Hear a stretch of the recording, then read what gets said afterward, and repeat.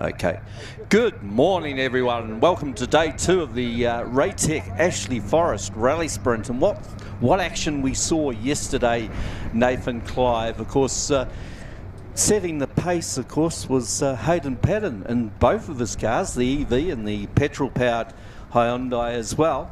And David Quantock right up there as well. Yeah, it was a fantastic run yesterday. Good morning, Lawrence.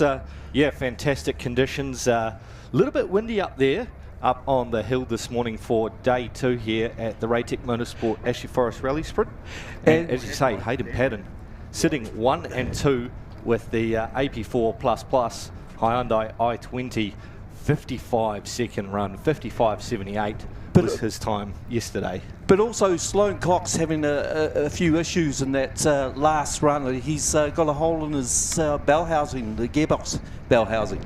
Yeah, so it's a centre differential had caused a problem there and unfortunately blew a hole through the side. But thanks to the guys at Evo Parts, Jeremy Beaton, who himself had a couple of issues, was able to source a backup spare, shall we say, and Sloane and the guys working feverishly yesterday afternoon to get himself back into the competition. Still, first run of the day yesterday morning for him, a 57.14. Good enough to sit 3rd overall. Yes, and of course Hayden Paddon in the 55s with both his cars. Now, looking at that 55s, now as long as the wind doesn't kick up too much, I think that record might go today. Well, as you can see there, the wind is going for it.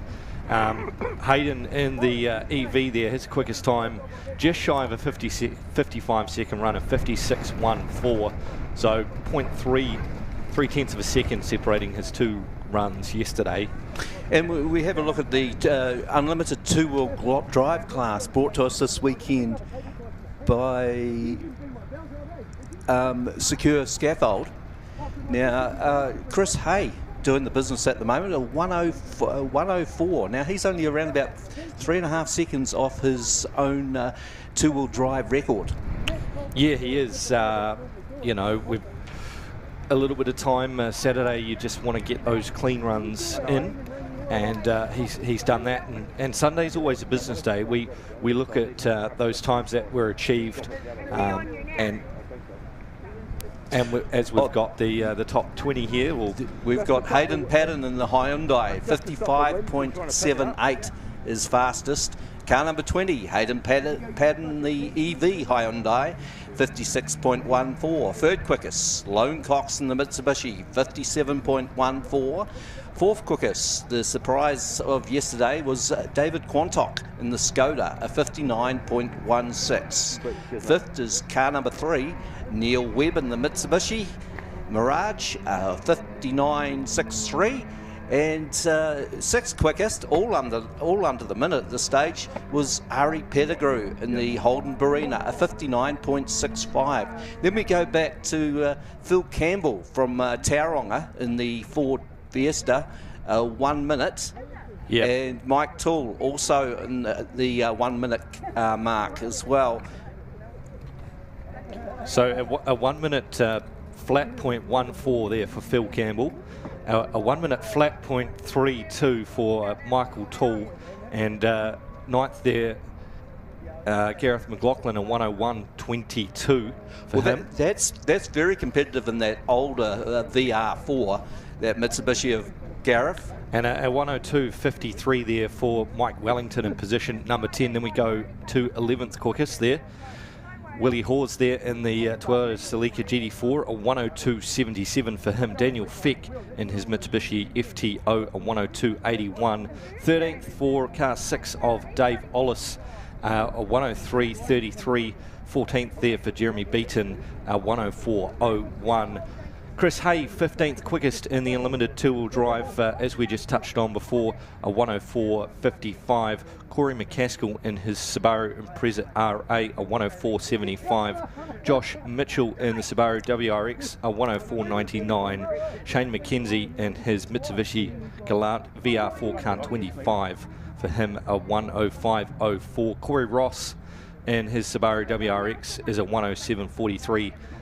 and Mike Beltrop rounding out our top 20 there with 106.24. So the top 20, 106.24. I mean, that's a pretty good effort for day one yesterday. And you would have noticed it's a fairly even split between Mitsubishis and Subarus in that top 20 as well, with the odd interloper in there.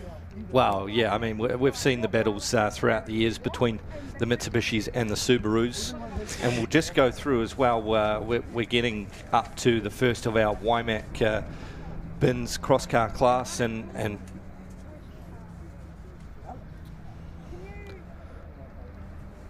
okay, it's 19.2 degrees there at the moment with 39% humidity.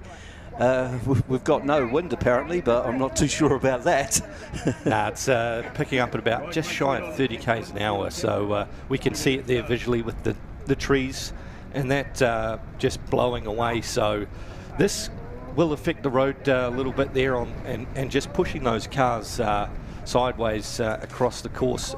That wind blowing from the north to across to the southeast. So it's pretty similar to what we had yesterday. They were predicting high winds, and we certainly got that here yesterday.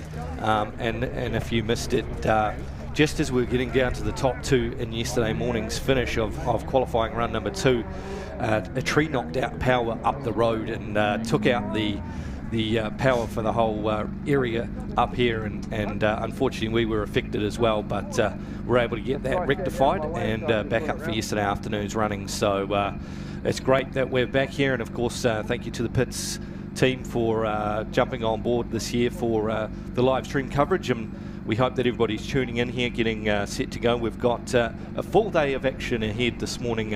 Final qualifying runs, Lawrence, before we start to get into those eliminations, starting with the 32, and of course we've got those top 3 class runoffs to happen as well. And of course the first cars out will be the YMAC bins cross cars. And just looking at the times from yesterday, from run the 3 runs, 101.12 for Matt Penrose. He was quickest ahead of Jared Owens, car 56, and Harry Silcock, who we see on the line. Yes, Harry Silcock, a good start. The dust getting kicked up as he goes up the hill for the first time here this morning at the 2023 Ashley Forest Rally Sprint. Of course, brought to you by RATEC, which is the Rallies and Trails Enthusiast Club. So Harry from Rangiora, of course, son of former winner John Silcock. And through he comes, just gone through noses, up towards the Repco hairpin. Oh, a bit of a bobble there, just got off the gas. Sort of locked up a wee bit there as he hits to the hairpin. Coming downhill, we'll see as he goes through the Plough Hotel Dipper. So 41.00, so 41 dead there for that of Harry Silcock. Comes down through towards the Kumo Tyres finish line. Oh, just about gets right into that rut on the inside, Lawrence. Yes, that could have been curtains for him, but he got away with it. Young Harry Silcock, just 20 years of age.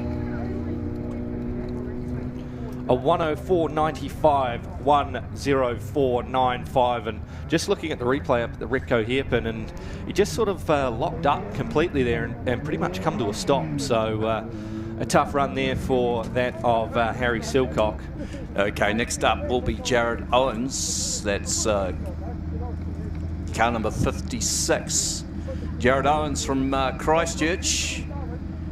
Of course, Jared's the current New Zealand hill climb cross car champion and got second to Hayden Paddon in the New Zealand Hill Climb Championship this year, and was also competed in the New Zealand 1 Hour Endurance Championship in 2017 and 2018, finished third and second respectively in those years. So Jared, a very competitive driver, and he's driven a number of different cars. He's competed in the Ashburton Street Sprint with some note previously as he comes out of the Repco hairpin. And taking a nice tight line out of there. So 38.22, that's best run to the Ripco hairpin there for that of Jared Owens, a 104.21, his best time yesterday. He's looking strong to improve here as he comes down through towards the Kumo Tyres finish line for Jared Owens. Through the Kumo Tyres finish line in a time of 102.59. Yeah, 102.59 there, 102.59 is the time there for that of Jared Owens. Still sitting second behind Matt Penrose, and his time yesterday is quickest we've seen in a cross car. Well, Matt Penrose, the former South Island Formula Ford champion. Of course, he was the Class 2 New Zealand Formula Ford champion. He's won many New Zealand and South Island karting titles. Matt, of course, from Christchurch, 31 years of age. And, of course, he's the son of Tom Penrose, former Autosport Car Club champion. And, of course, his brother is James Penrose. James Penrose, a former New Zealand Formula Ford champion. Also competed with distinction, did James Penrose, in Toyota Racing Series this year, taking away 2 wins. One at Highlands down there in Highlands Park down there in Cromwell, and also at Manfield up there near Fielding. So coming up now towards the Ripco hairpin, he's got it all sorts of wrong there, and just another one who just has struggled to get it through the Ripco hairpin. Would have lost about half a second there at the Ripco hairpin, not too much.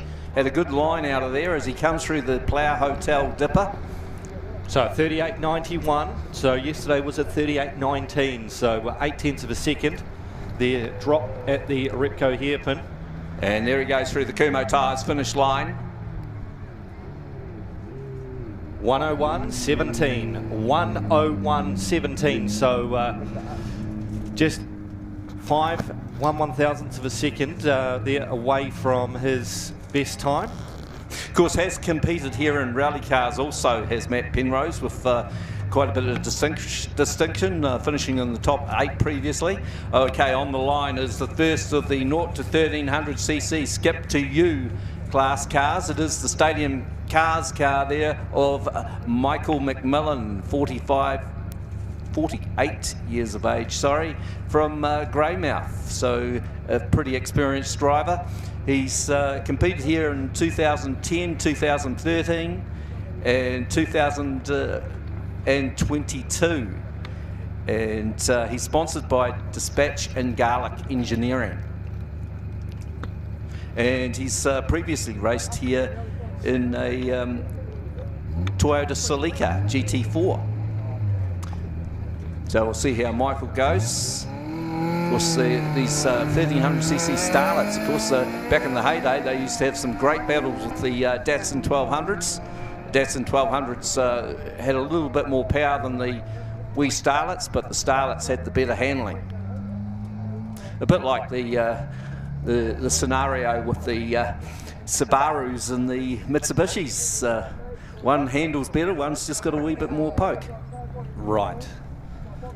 Still equally putting on some hard-fought competition there, and just looking at Michael McMillan, 48th quickest overall yesterday, 1:19.15 for him, his best time here in the Skip to You 0 to 1300cc class.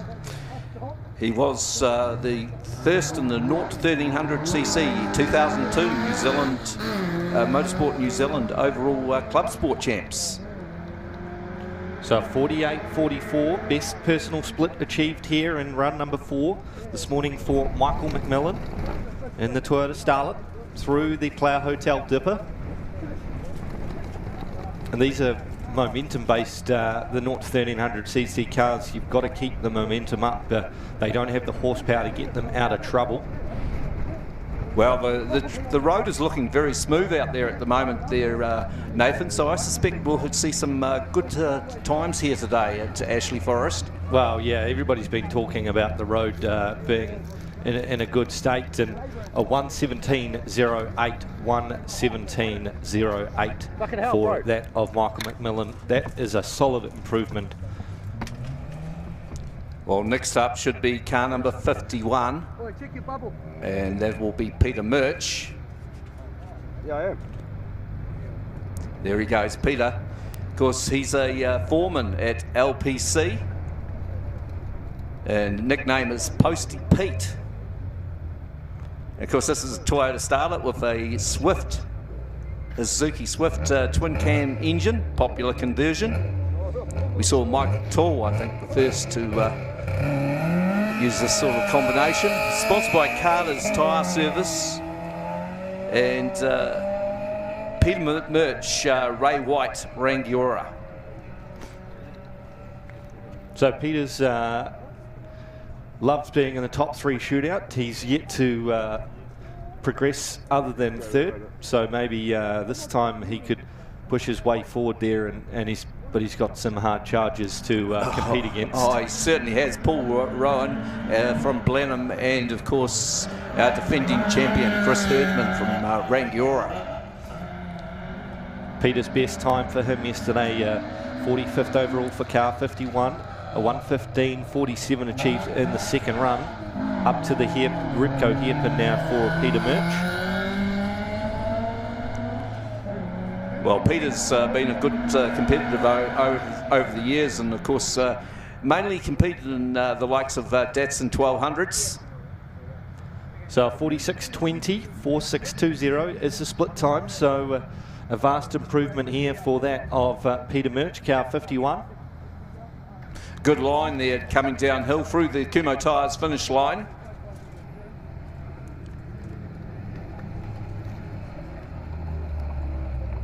A 1:13.60, a 1:13.60 is the time there. So these guys are certainly on it nice and early this morning, and Peter will be very happy with his 1:13.60. Okay, just moving up to the Superkart start line is Paul Rowan from Marlborough. Of course, he's a property developer from Blenheim in this Toyota Starlet. 6-speed sequential gearbox.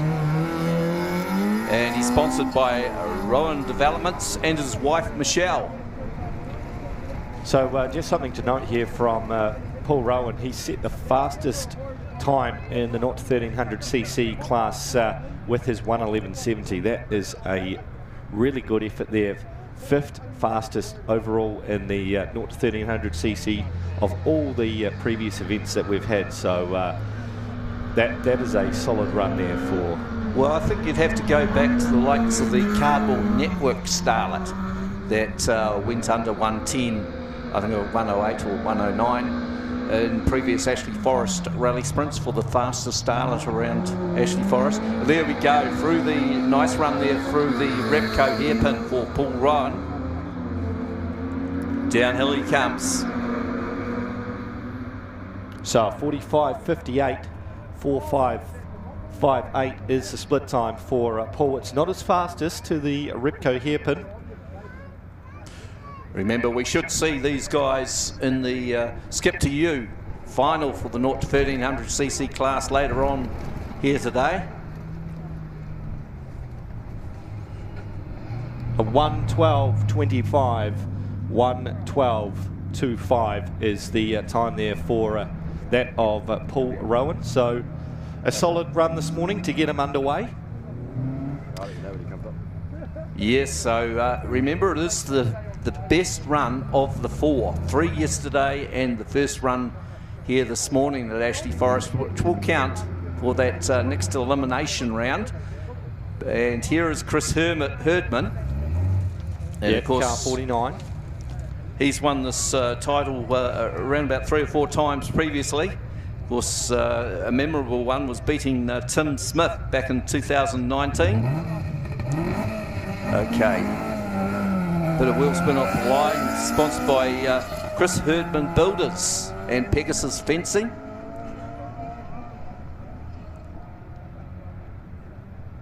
And it's a 1980 Toyota Starlet.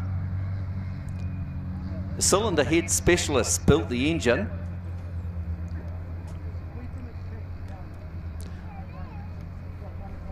And as he comes up to Nota's Corner, about to come up to Nota's Corner now. Yeah, so Chris, with his time yesterday, best run for him. Not the fastest overall, but still still a good run there for Chris as he makes his way up to the Repco hairpin. A 1:14.41 yesterday, his quickest time. A 45.83, so he's just under 2 seconds quicker. So Chris leaving his best run till this morning to go out there and attack Paul Rowan. Let's see if he can get around about the 1:11, 1:10 mark. There'll be a tall order to get 1:10, but he's capable of doing it. Through the Kumho Tyres finish line. A 1:12.69, 1:12.69, so a little bit off that 1:11 there, but still a good improvement. That is his best run so far this morning. Still carrying that damage from yesterday. And just looking back at our times from our 1300cc class, it was Bruce Saxton in 1991 with the 1:08.72, Lawrence, setting the best time in our 1300cc overall. As we see Shane Paget now, car 48, our Parks Engineering 1301 to 1600cc class. Okay, so he's a director of Goldtex Industries Limited, is Shane Paget, of course, former RX8 and RX7 pro champion in circuit racing. He teamed up with Rob Lewis in the South Island Endurance Series years ago. Of course, this is a Ford Escort 1977 Mark II with a Toyota 4AGE engine. Yep. So Shane's quickest time yesterday for him, coming in that third run, 44th overall for him yesterday at a 1:14.50, and first timer here to the Ashley Forest Rally Sprint. And through the Repco hairpin. Begins his trek back down now towards the Plough Hotel Dipper. You may find that time that Bruce Saxton set was in that same cardboard network starlet to there, Nathan. Okay, as he comes downhill. So Shane Paget here looking to make a clean run. Through the Kumho Tyres finish line in a time of... So the split time there at the Repco hairpin for Shane Paget was a 45.67 and a 1:13.16, 1:13.16. So over a second improvement there for Shane Paget and the Ford Escort. Started out racing motocross at 9 years of age, Shane Paget. Okay, next car on the supercar start line. It is the wee starlet, I believe, of Rob McKenzie. No, this is Kyle Thompson. Carl Thompson, okay. Kyle Thompson, car number 46 from Christchurch, 28 years of age, in the 4AGE Starlet. It's a Toyota KP Starlet, 1983. And he last did the Ashley Forest Rally Sprint last year. Yeah, second time up the hill for him, so for competing here, and he is having an absolute ball. Finished second at Waimati in the 1300cc class. Kyle's best time yesterday for him was a 1:18.14. He's sponsored by Advanced Sandblasting. Well, I say is he'd be doing a bit of sandblasting out there this morning. It's pretty windy out there. So we'll see what he can do as Kyle Thompson navigates that Repco hairpin up to the split, and now he begins to make his way back down, dropping down into the Plough Hotel Dipper. It is quite a drop as you come through back into that tree section, and you've got to set yourself up for the left-hander through the Plough Hotel Dipper. And it's very steep down here, a bit like Bathurst in a way, coming downhill. Through the Kumho Tyres finish line, it gets a wee bit snaky. Kyle will be having an absolute ball out there in that car. So we'll just see if we can get some times for you from the split and the finish line for that of Kyle Thompson. Mostly clean run there for Kyle as we just picking up the Repco hairpin. So 1:17.20. 1:17.20, a good improvement there for that of Kyle Thompson. Unfortunately, weren't able to get a split at the hairpin for him. Okay, we've got 20-year-old Harry Silcock from Rangiora on the line. Of course, we've seen him before in the cross car, so he's doing double duty this weekend. He's sponsored by North Canterbury, Elite Trailers and Floats. Also, Smith and Silcock Transport, Dunedin Goldsmiths, B.A. Murray Agricultural Contractors, Weld Works and Carter's Tyres. And Harry's having a really good run here in the Toyota Starlet for a first time. He is 43rd overall, best time for him, a 1:14.49, and a really good drive considering that this is his first attempt in the Starlet up here at the hill. Of course, he is double entered in the Wymack Bins cross car class, so having 2 runs here to give him some good guidance on road conditions. Well, Harry finished 3rd overall in the New Zealand Hill Climb Champs. That's a bit of an achievement in a wee Starlet. A 45.86, so best split time by over a second and a half. And gets it all crossed up there. Oh, he's hit the bank and over. Yeah, so just coming to grief there at the exit of the dipper, just caught the bank and just a nice wee soft up onto the roof there. So well, Harry just pushing, and unfortunately he's come unstuck up there at the top of the hill. That was looking pretty good there for young Harry. Yes, well, we are into the 1301 to 1600cc Parks Engineering class at the moment.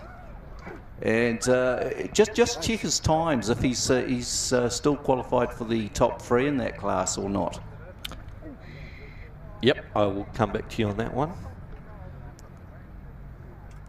And Harry's okay, he's out of the car, so that's great to see. So it looks like he's just nosedived into the bank at the exit of the dipper and gone over. So yeah, looking from yesterday, sitting 3rd overall in the 1301 to 1600cc class. So he's there with a shot. And we're just watching the replay. See, just a fair bit of oversteer, and then sort of switched back the other way and nosedived into the bank and did a half roll and on his lid. Yeah, so he just come through the inside corner there and just over rotated, and he tried to turn it back the other way, and the car's just turned right and just nudged the bank there. Hopefully not too much damage, obviously impacted where the right front corner hit. Yeah, that's roughly, or just a wee bit further on, a few metres further on than where Dave Ollis went over yesterday.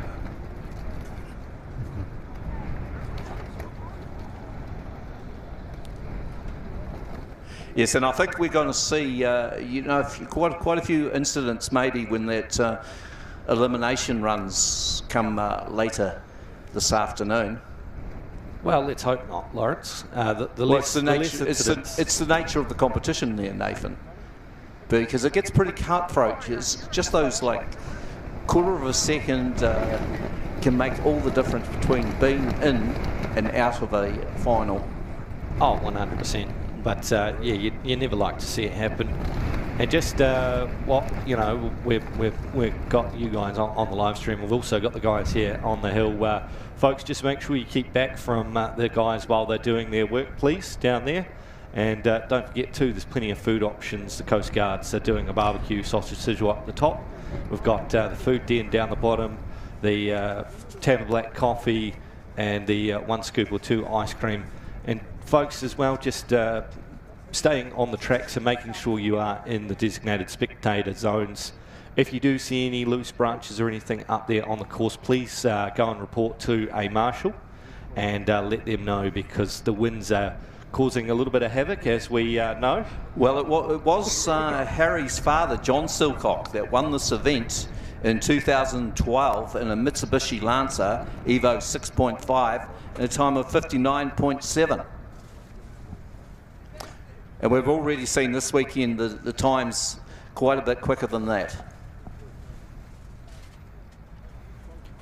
So just looking, thanks to Matt McGlinchey, who has put together a great spreadsheet of previous events.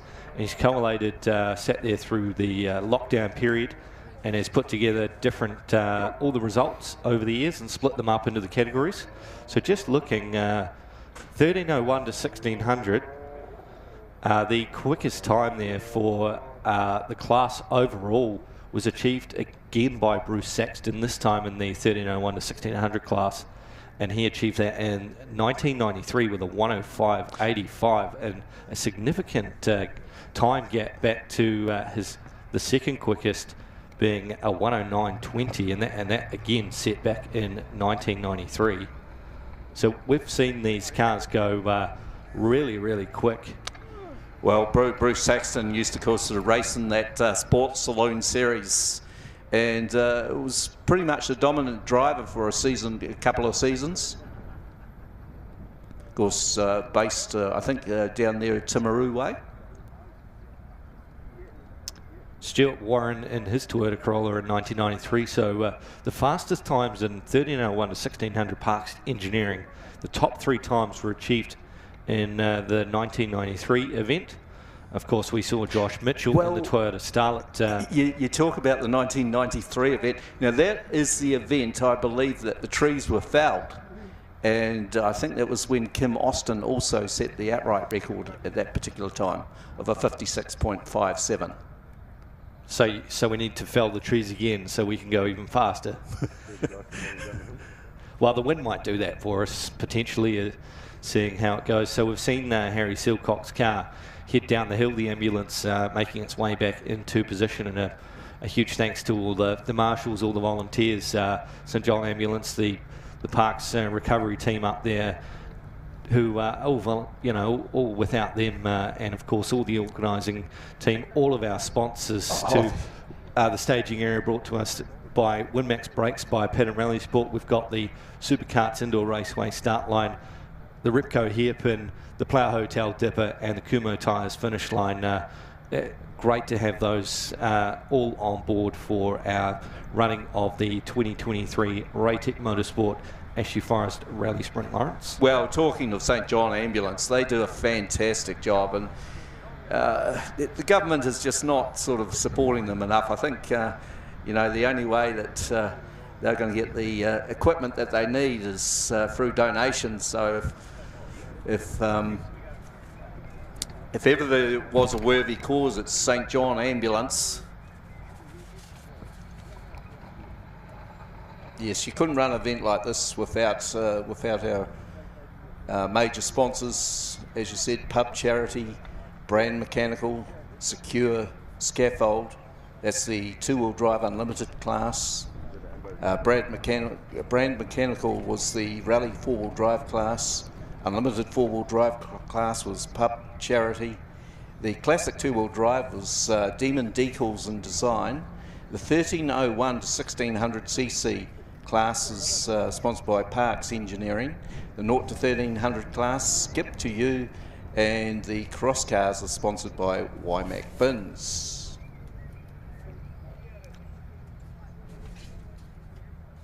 So I'm sure Harry will be all right. I'm sure I saw him out of the car, but it'll just be a precautionary check, I'd say.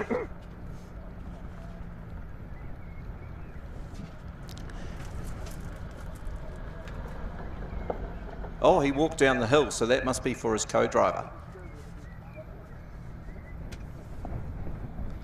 So we should not be too far away from getting back underway here very shortly. And just got some updates into those who are not competing for the rest of today's events. So, of course, we haven't seen car 47 competing here. And that, of course, is Rob McKenzie in his Toyota Corolla. He was having some issues, so he is out and will not be continuing. We didn't see Gordon Beebe. He is out in his Mitsubishi Lancer. Scott Johnson, our Toyota Supra car 35, is out and will not be returning to competition today. Car number 16, of course, that is Jason McConnell. He is out and will not be returning in his Mitsubishi Evo 8. And car number 7, that is Mike Wellington in his Mitsubishi Evo 8 RS. He is also out. And of course, car 29, which had the rollover yesterday, being Dave Ollis in his Subaru WRX STI. That is also out for the weekend, but Dave's still continuing on in the Unlimited car and his other Subaru WRX STI. And I'll tell you what, Dave did a superb job on the unrestricted Subaru yesterday. He was right on the case. But just moving up onto the line now, it is Tim McDonald to the Supercarts start line. Tim, 51 years of age, from Emberley in the Toyota DX Corolla for AGE. Sponsored by Anything Mechanical, McDonald's Burgers and Repco. That'll be McDonald Builders. McDonald Builders. Must have burgers on the brain. There we go. Too early for some burgers, but Tim McDonald here getting set to go from the start line, just getting everybody back into position. Of course, got the UK Caravan sponsorship there for the van. And of course the RATEC Motorsport van in the background there. Of course RATEC is Rallies and Trials Enthusiasts Club, and of course a great club to join. I think is it $40 to join this weekend? I couldn't tell you, unfortunately, yes. Lawrence. Yes, so probably about the most affordable motorsport club you could possibly join, the Rallies and Trials Enthusiasts Club, who run this event. So Tim McDonald here, just looking for his best time from yesterday, 41st overall for car 44, and a 1:14.03.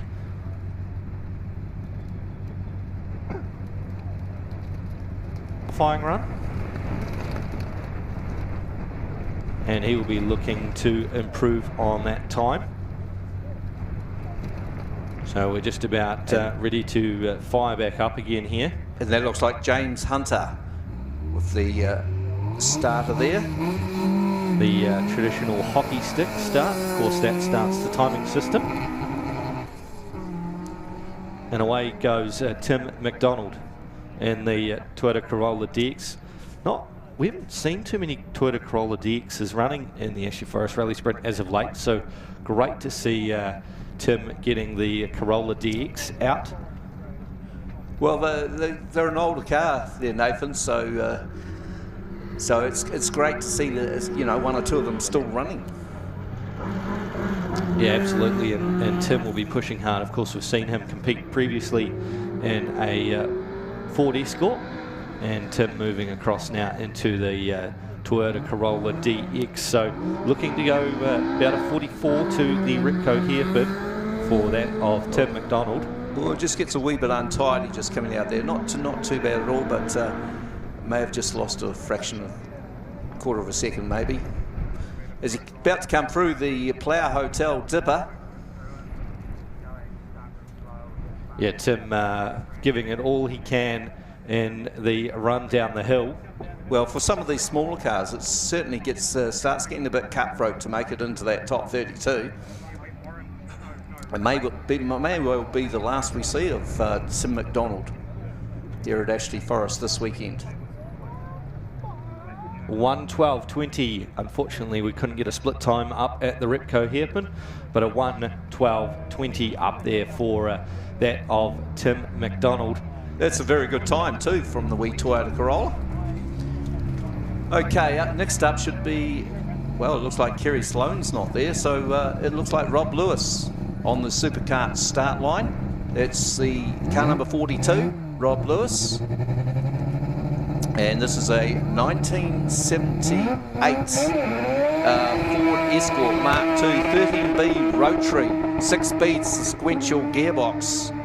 and you can hear it get off the line. And he's sponsored once again by his wife. He's raced production and superbikes in the 1980s and 1990s. He was two-time New Zealand Pro 7 champion. He raced in Targa, New Zealand.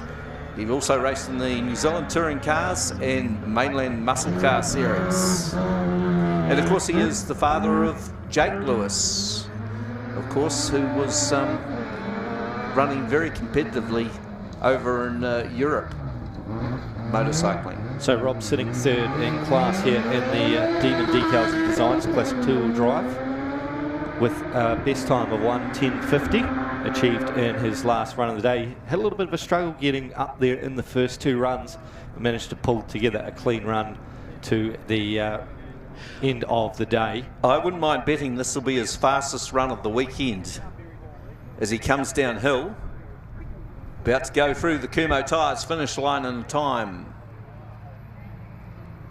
So he's coming down, of course, rotary power in the Escort.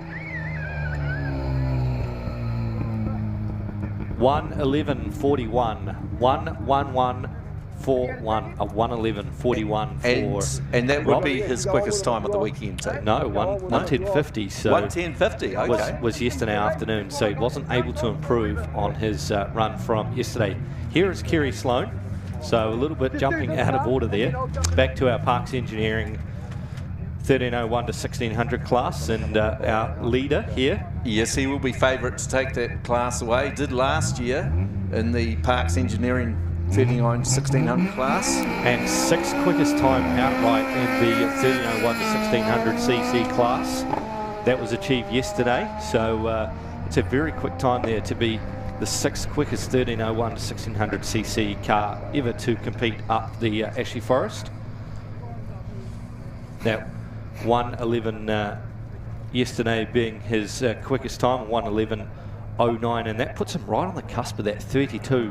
You asked yesterday, Lawrence, what was 32 looking like for the cut-off time there yesterday? That's your answer. Kerry Sloan, 32nd quickest after 3 runs with that 1:11.09. And is he 32nd or 33rd overall? He's 32nd. So he's sitting right on the bubble. So he has to go quicker, or well, he may well have to go quicker to stay in that top 32. Well, he's gone quicker to the Repco hairpin with a 44.72. 44.72, so that is 1 second quicker. Through the Plough Hotel dipper for the last time. And here he comes. He's certainly trying hard, because that's what he got to do. He not only wants to win his class, he also wants to finish in the top 32 as he goes through the Kumo Tyres finish line.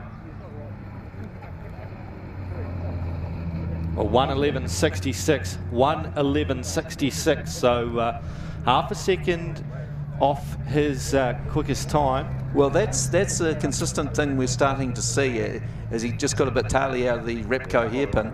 We're starting to see that the times so far here at Ashley Forest this morning are slower than what they were in yesterday's last run. Well, Gordon Beebe, car number 41 from Timaru in the Mitsubishi Lancer EX Turbo. And we're jumping out of order again, I think. No, we're going back into our Demon Decals and Designs classic 2-wheel drive class here with Gordon Beebe, and of course Gordon having some problems yesterday. I did just get some information before that he was going to be out, but good to see Gordon coming back. Of course, we've seen him running in the Datsun 120Y, and now he's running in the replica Group 4 rally car. Yeah, he's sponsored by Vapor Blasting South Canterbury Limited, Vicky BB for all her support, and of course Rapid Performance. So we only saw Gordon yesterday morning in the opening run, and he has a best time. Many people may remember Gordon Beebe from the Mazaru back, I think, in the 90s that he ran here at Ashley Forest. It was a Mazda-powered Subaru. Hence the name Mazda-Ru. Sorry, a Mazda, yeah, a Subaru-powered Mazda, I should say. So 48.25, so that's an improvement there on his run from yesterday. And we should see Gordon drop below the 120s, and he does, a 118.89. Hey, you off him? Yeah. Oh, we'll wait for the next car. Sorry, 118.29 there for that of Gordon Beebe. 118.29 for Gordon. So a really good improvement there from his first run yesterday morning. Great to see him back out on course. Okay, just about to come up to the supercar start line is Phil Walker in the Series 1 RX-7. Now, Phil's sponsored by Harris Engineering and Belfast Storage. And he's raced Formula Ford in the 1980s. First rally car was a HP Viva.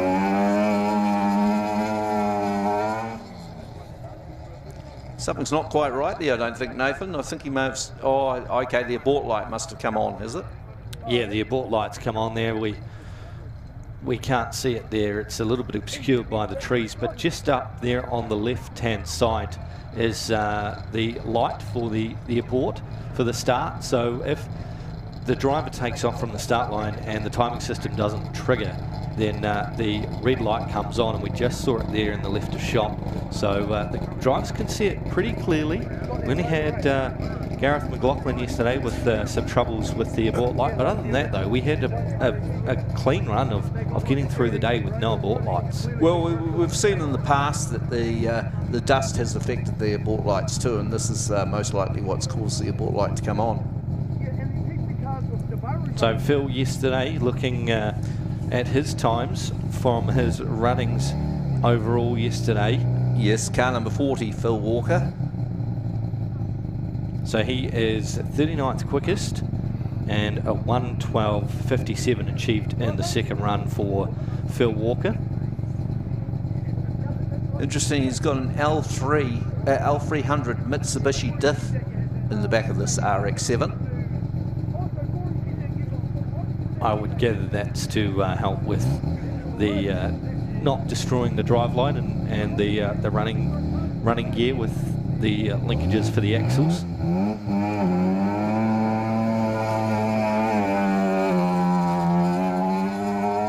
So away goes Phil Walker from the Supercarts Indoor Raceway start line, and green light on for that of Phil Walker. He now makes his way up the straight, and this is a really long straight piece of road where you flat. It does have a few corners in it. Yeah, it's the straightest bit of road in the whole course, and this is probably the twistiest part in the whole course also, as it goes uphill. About to go into Nota's corner. Yes. As I said yesterday, going through Nota's, of course, the original event used to run the opposite way, and Nota's corner used to catch out a lot of drivers. They used to call it Gripper's corner back in those days. But through the Repco hairpin, and we see the dust kicked up there by Phil Walker as he comes through the Plough Hotel dipper. So 46.17. Phil Walker has previously had a crash at that Plough Hotel dipper, but managed to negotiate it correctly this time around. Yes, so not his quickest run there. This will just be a warm-up run, get him in the groove. Well, where is he sitting in the competition at the moment? Because we're talking about the top 32 elimination here.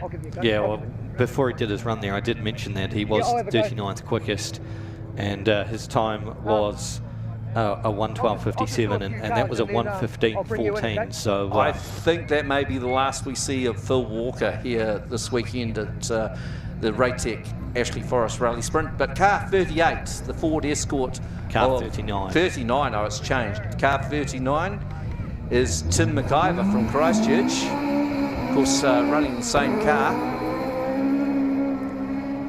So Tim here. Oh, no, not the same car. Ran in the same car last year, because Stuart's running the RX-7 this year. So this is, of course, the 1977 Ford Escort Mark II with the BDA power plant in it.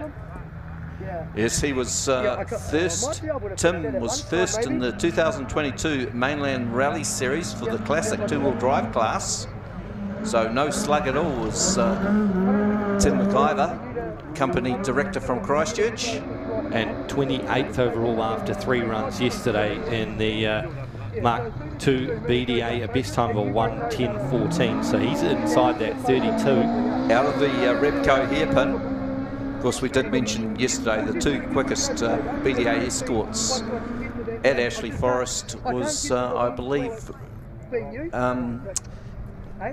Ross Townsend, not Ross Townsend, Ross Teasdale, and also Inky Talek. 44-42, 44-42, the split at the Repco hairpin for Tim McIver. A little bit down on yesterday afternoon split time, but we'll see as he's already down to the finish line. The Kumo Tyres finish line for a 1:11.24, 1:11.24 for that of Tim McIver. He's still in the battle for the Demon Decals and Design Classic two-wheel drive, sitting second yesterday from this man here on screen. Coming up to the Supercard start line, it is Stuart Reid, all the way from Brisbane in Australia. It's a Group B Mazda RX-7 built by Richard Kelsey, and of course previously campaigned by Bert Murray. Of course, he won the Queensland Rally Championship in 1994 in a GT4 Celica. Did Stuart Reid. As I say, Stuart Reid is leading the Demon Decals and Design Classic two-wheel drive class after 3 rounds. It's his 3rd visit to Ashley Forest. And of course, previously, on the previous occasion, he was here in Tim McIver's Escort. So 23rd quickest yesterday after 3 runs for Stuart with that time of 1:07.42. Through the Repco hairpin he goes. So 42.10, 42.10 is the split time, not the fastest. Up to the Repco hairpin of 41.66 yesterday was the quickest split time for Stuart Reid from Brisbane, Australia. Downhill he comes, about to go through the Kumo Tyres finish line. 1:07.73, 1:07.73. So Mr. Consistency, 3 runs in the 1:07s, and Stuart Reid very happy with that. He will be the one to beat here in the Demon Decals and Design Classic two-wheel drive field. So we move on to our Secure Scaffold Unlimited two-wheel drive class, and this is car 37 of William Hawes, the man from Christchurch, the mechanical engineer, the Toyota GT86 with the EZ30H6 Subaru motor.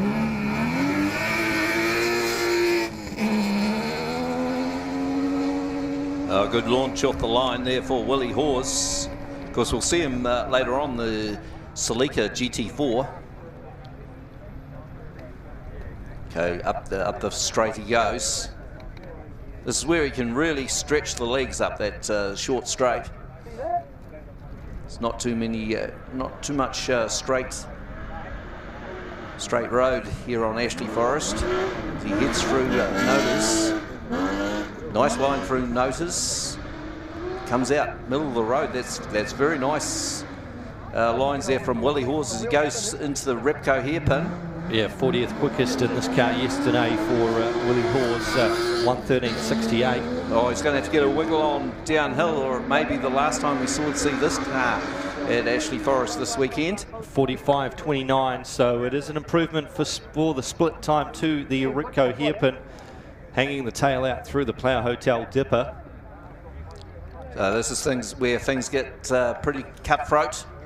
Coming downhill, almost put a wheel in the ditch there.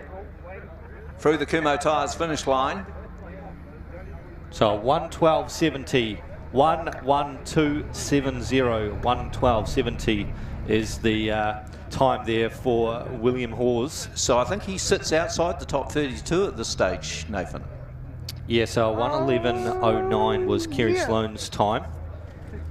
So he's 42nd currently as the standings are as they are right now, as we see car 36 coming to the line.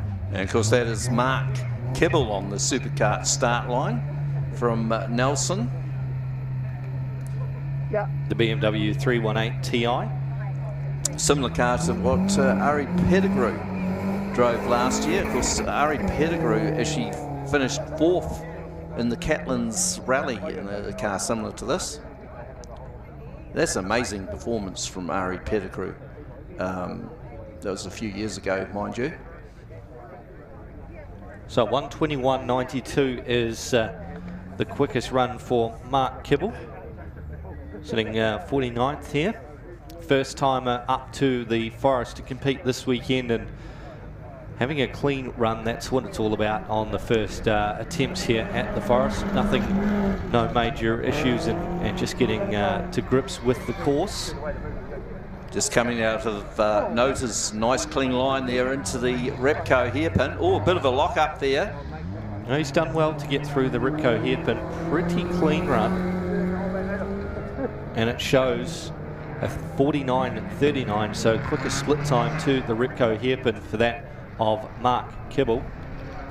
Yeah, these sort of cars are more common on the likes of Targa Rally and whatnot than on the shingle. And Mark already through the Plough Hotel dipper, keeping it nice and straight.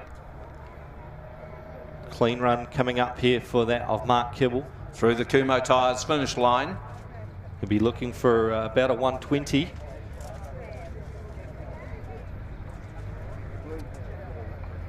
So a 120.22, so a 120.22. So into the 120s, as you see, just locking up those front wheels there, Lawrence, into the Repco hairpin on the replay here. You're on candid camera. Okay, next car out. Sounds like we've got a rotary coming up. That would possibly be Wade Henshaw. Yeah, well, Scott Johnson is out in his Toyota Supra, so... it will be Wade Henshaw, car number 24? 34. So it's 34, so he's got 24 on the thing. That was his racing number. Wade, of course, he ran the Mike Pirro Mortgages Holden Commodore V8 in the NZ V8 Touring Car Championship, and finished runner-up many years ago. His teammate was Mike Pirro himself. Wade Henshaw 34th, quick for car 34 after 3 runs yesterday, a 1:11.24. So he was close to that 32. He's got to push a little bit more if he wants to have a crack here in the top 32. He's sponsored by Circle Track Engineering. And he's also previously won the New Zealand's Pro 7 RX7 title as well. So I had as a guess here, you want to be about a 42 to be in the top 32 runoff here. Remember, this is the ex-Kim Austin car, the classic car that took away the record here at Ashley Forest in Sovereign Freight colours. So 45.08 for Wade Henshaw. Slower than his 44.96 yesterday afternoon. So is he going to be able to improve here? He's lost some time up the hill. Through the Kumo Tyres finish line. A 1:11.62. Now, is that good enough to get him in the top 32? It'll be close. 34th after that run. Oh, 34th, so he'll just miss out. So 1:11.62 there for that of Wade Henshaw, 34th overall as the standings are right now. Steve Pabst from Mandeville coming up in his Holden Commodore. Yes, of course, Steve competed recently in the Limeworks Road Shingle Sprint.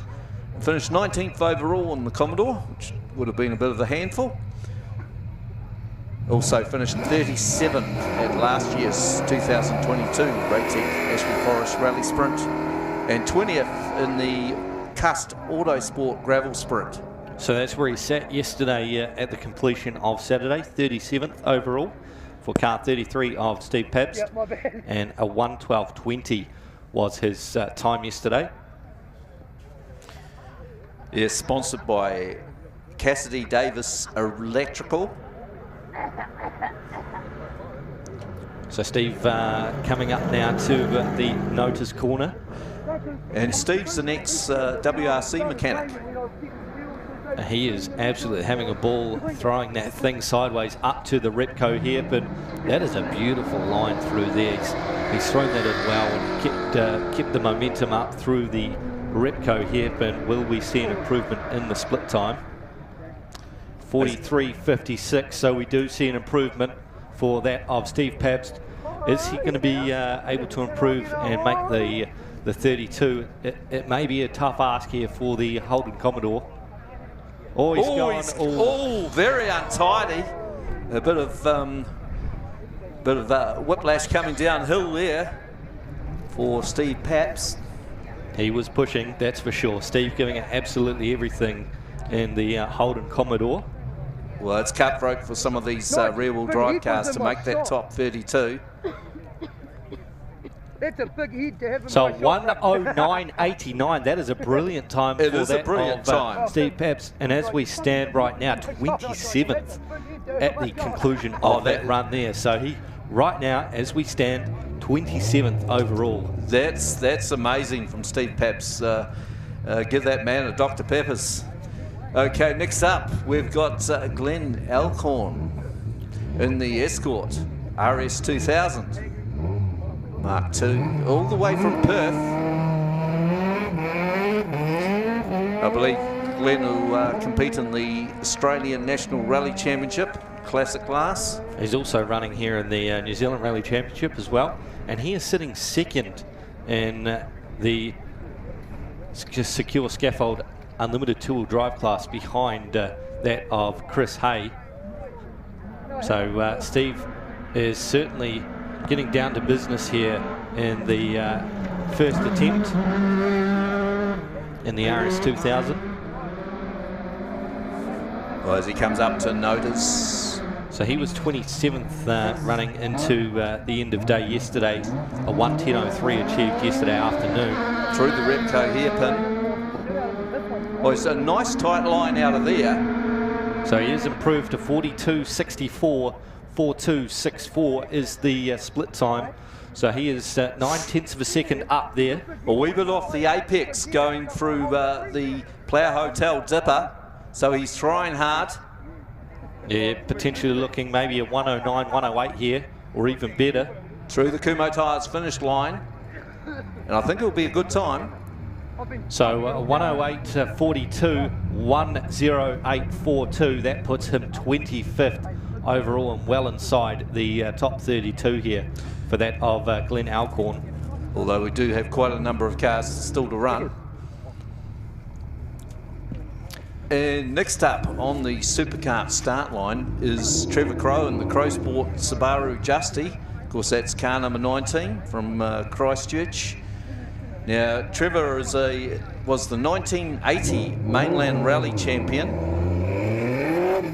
and also his Canterbury Car Club club patron. And as I mentioned yesterday, he finished third outright in the New Zealand Rally Championship back in 1975, as well as winning the 0-1300 class in a Datsun 1200. Trevor's quickest time here in Unlimited two-wheel drive has been in the 104s, a 104.49 achieved in 2010 in the top 32 runoff. He's also done a bit of jet boat racing and off-road racing as well. And of course Speedway. He used to race the ex-Peter Woods Mustang at Coke and Tools Woodford Glen Speedway.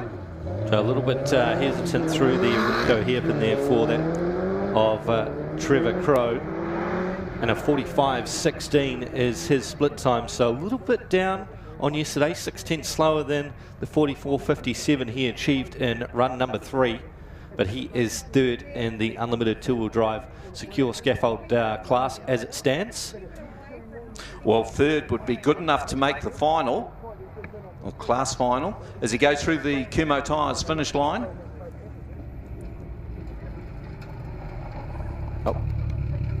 A 1:12.67. A 1:12.67 for that of Trevor Crowe, and 34th as it stands right now. So just outside of that top 32. Me, mate. Chris Well, Hay. here he is on the Supercart start line. It is Chris Hay, car number 30 from Mosgiel, sponsored by Auto Parts Otago, Black's Fasteners, East Coast Passenger Services, Fairfield Transport, Weld Sheds New Zealand, Harvest Park Studios, Turbo Shop Dunedin, Mike Lynn. This will be a good run here for Chris Hay. We know he is fast. He has the outright two-wheel drive record at a 1 minute flat .90 achieved back in 2019. Yesterday, his quickest time, a 1:04.55 in qualifying number 3, and Chris on it early this morning. A 38.98 was the split time to the Repco hairpin. He has raced a Mazda RX-2, a Mazda RX-3 and an Escort Rotary here before at Ashley Forest, but of course has been campaigning this car since around about 2004, I think it was. MR2.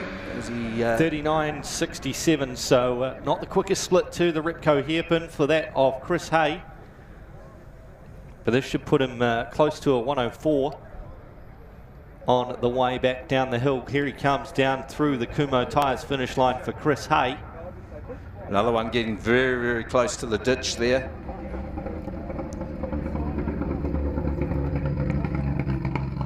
So a 1:03.28, even better than I predicted there, a 1:03.28, and that puts him 13th overall right now as it stands. P13 for that of Chris Hay with a 1:03.28. Okay, next car on the Supercart start line is 65-year-old Dave Ollis, and we saw him in that spectacular crash. Was John Ward, sorry. John Ward. Car 28. Running in Sefton. team colours. So So he's sponsored by Woodend Automotive Racing and Beard Collision Centre.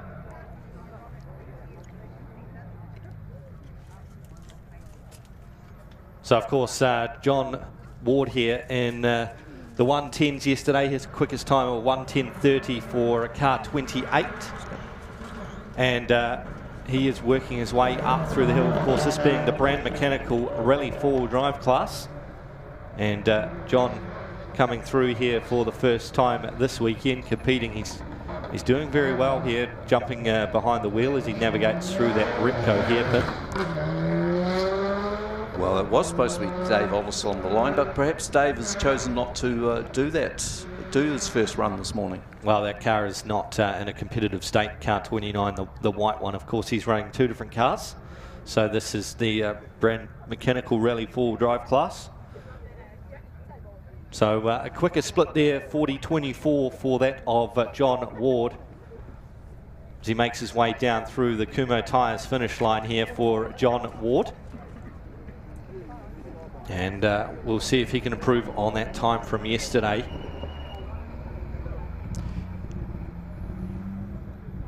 Just having a look here at the replay of John Ward.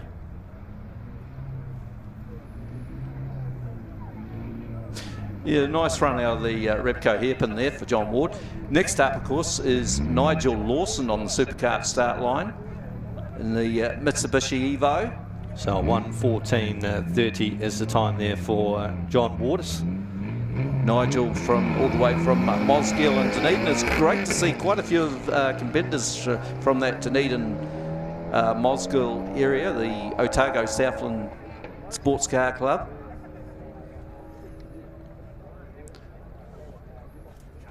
So, sorry, just going back there, John Ward confirming a 1:14.04, a 1:14.04, 30th quickest right now. So John Ward inside the top 32. And we see Nigel Lawson here running up through towards Notas. His quickest time yesterday was into the 109s, a 109.84 for that of Nigel Lawson. So he'll be looking to go into the 42-41s for the Repco hairpin. So 43.05, so a little bit slower up to the Repco hairpin for Nigel Lawson, and 26 quickest into the end of day running yesterday. Nigel, of course, in the Mitsubishi Evo. And through the Kumo Tyres finish line. And it pays not to be complacent at this end of the competition, because guys are going quicker. They are 1:10.79, 1:10.79, 27th overall for Nigel Lawson. The Her Ots is the next car on the line, car number 26 from Christchurch, originally out of Estonia, in the Subaru Impreza GF8. It's a 2-litre turbo, sponsored by Lock & Key, Christchurch. The Her 24th overall before this morning's running, a 1:07.87 achieved yesterday afternoon.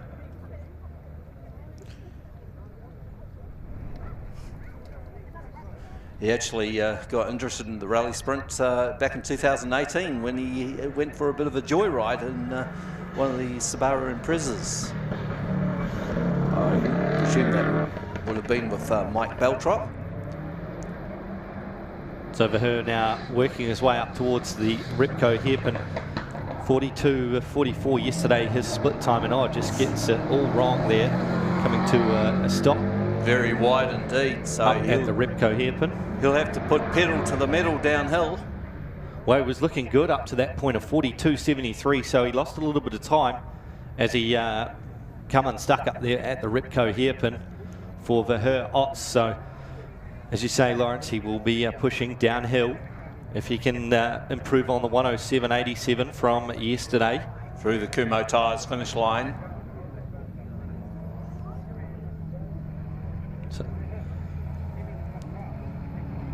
So 24th after that one for a 1:08.31.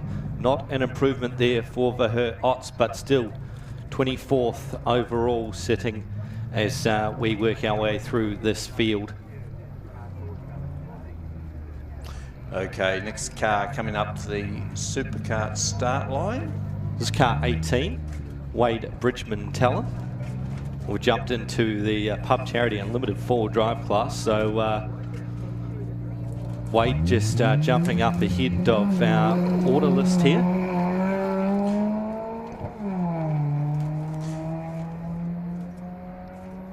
Is sponsored by Colour Connection Dunedin, Hayden Shakespeare from Nitro Freeze, and Paul Radisich, the Rat, Algis Oil. So just come through that Wade's having a couple of issues here and didn't want to, the car's running and worried that if it shuts off they weren't going to be able to refire it. So Wade just jumping up the order. Very untidy coming through notice. I think he may have just clipped the bank there.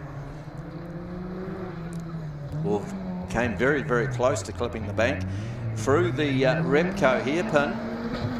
To car 18 Wade Bridgman Talon. Yes, he has to go fast because to make that top 32.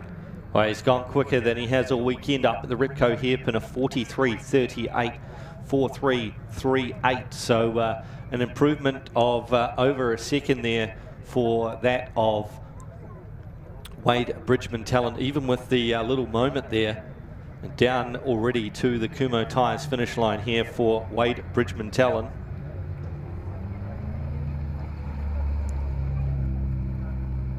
Yes, and just watching the replay, you'll see just ran a wee bit wide coming up the hill there through the twisty bits, and then ran extremely wide. I don't think he touched the bank. I don't think he touched the bank, but he was very, very close indeed. So a 1:10.53 for Wade Bridgman Talon and 33rd overall, so just outside that top 32. So we come back to Shane McKenzie. Shane McKenzie, car number 25, the Mitsubishi VR4 Sponsored by Carter's Tyre Service, and very impressive yesterday, Nathan. Yes, he was indeed. Down into the 105, so a 105.04 for Shane McKenzie to round out the day. And he was looking pretty happy up there inside the top 32, 18th in fact, so just off the cusp of a 16 time, but well inside the 32. I would say he's quite comfortably in the top 32, and I think by his previous runs, and I think he'll safely make it into the top 32. Oh, he's just got a little bit crossed up there on entry to the Ripco hairpin. A lot of left-hand lock and skidding towards the outside. So 41.21, so did lose a little bit of time to the Ripco hairpin. His best split was 40.54, so some time lost on the way up to the top of the hill for Shane McKenzie. Yes, he was 16th in the Autosport Canterbury Rally this year and finished 18th in last year's Ashley Forest Rally Sprint.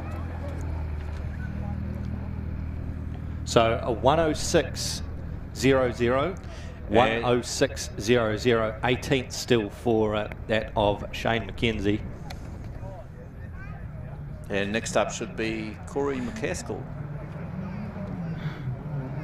Coming up from the Winmax by Penn Rally Sport staging area. To the Supercart start line, Corey McCaskill from Cromwell, car number 24. Now he's sponsored by Jolly Earthworks, Wanaka, Cromwell Collision Repairs, Five Stacks, Cromwell, Southern Lakes Agricultural Coatings, Cromwell Tyres, Eco Landscapes, Wanaka. So good support on the side of the car. Corey 16th quickest yesterday overall after 3 rounds of qualifying. His best time, a 104.75 achieved in the final run of the day. And of course, Corey's list as one of his motorsport highlights is meeting Carlos Sainz. And talking of Carlos Sainz Jr. will start on pole position for the Singapore Grand Prix tomorrow morning, and Liam Lawson qualified 10th. Oh, that's a great result there for those guys in Formula One, a 40.61 for the split time there for Corey McCaskill. So Mr. Consistent, about a half a second off of what he did in the quickest run yesterday. Through the Kumo Tyres finish line in a time of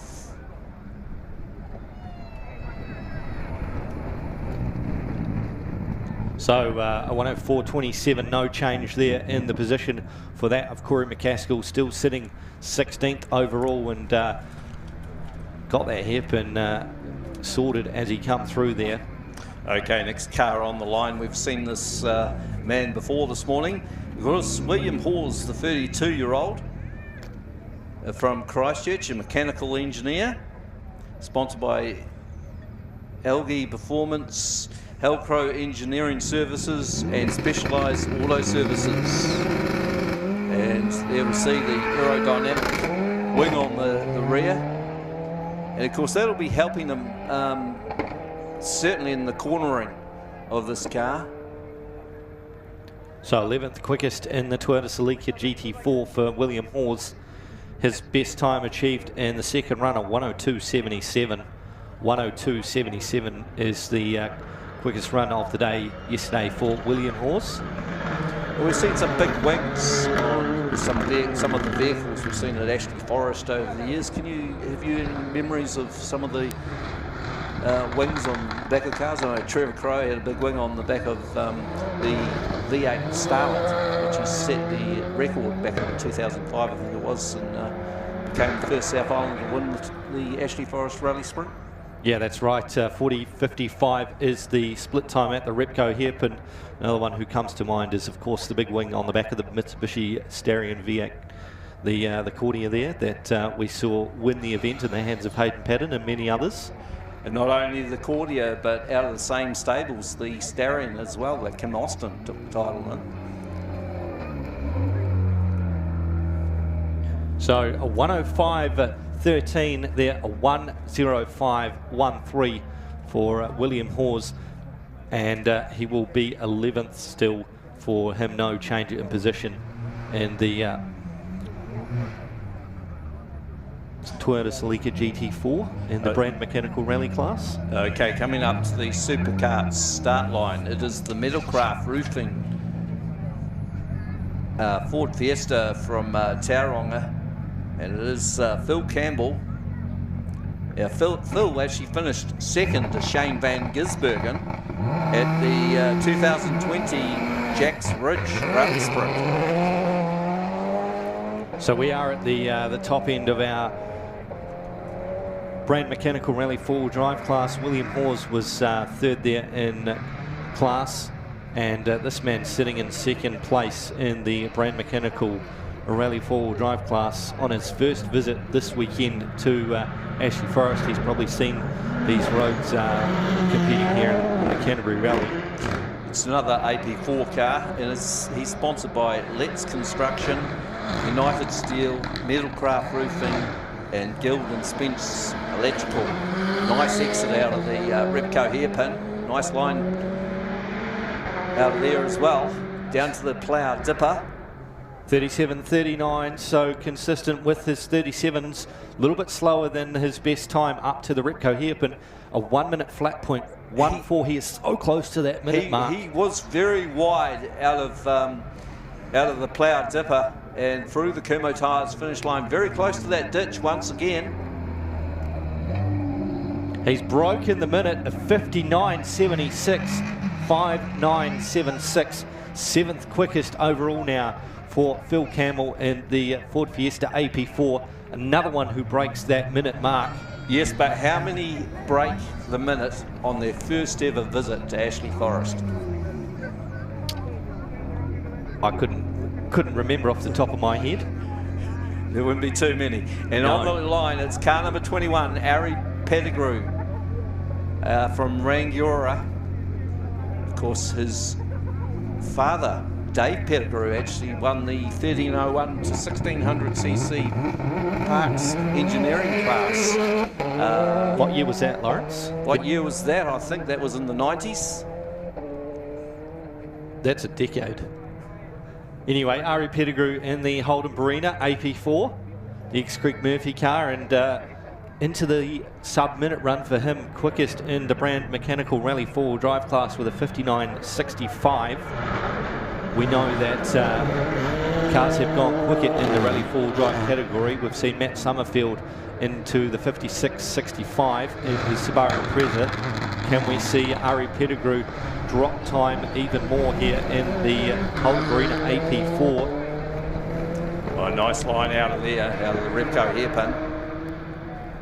And let's see as he goes through the plough hotel dipper. We've seen a few of them run a wee bit wide, just a little bit off the apex. Not too bad though. 37.08, so 2 1,000ths quicker to the Repco hairpin for Ari Pettigrew. Now this will be a good time.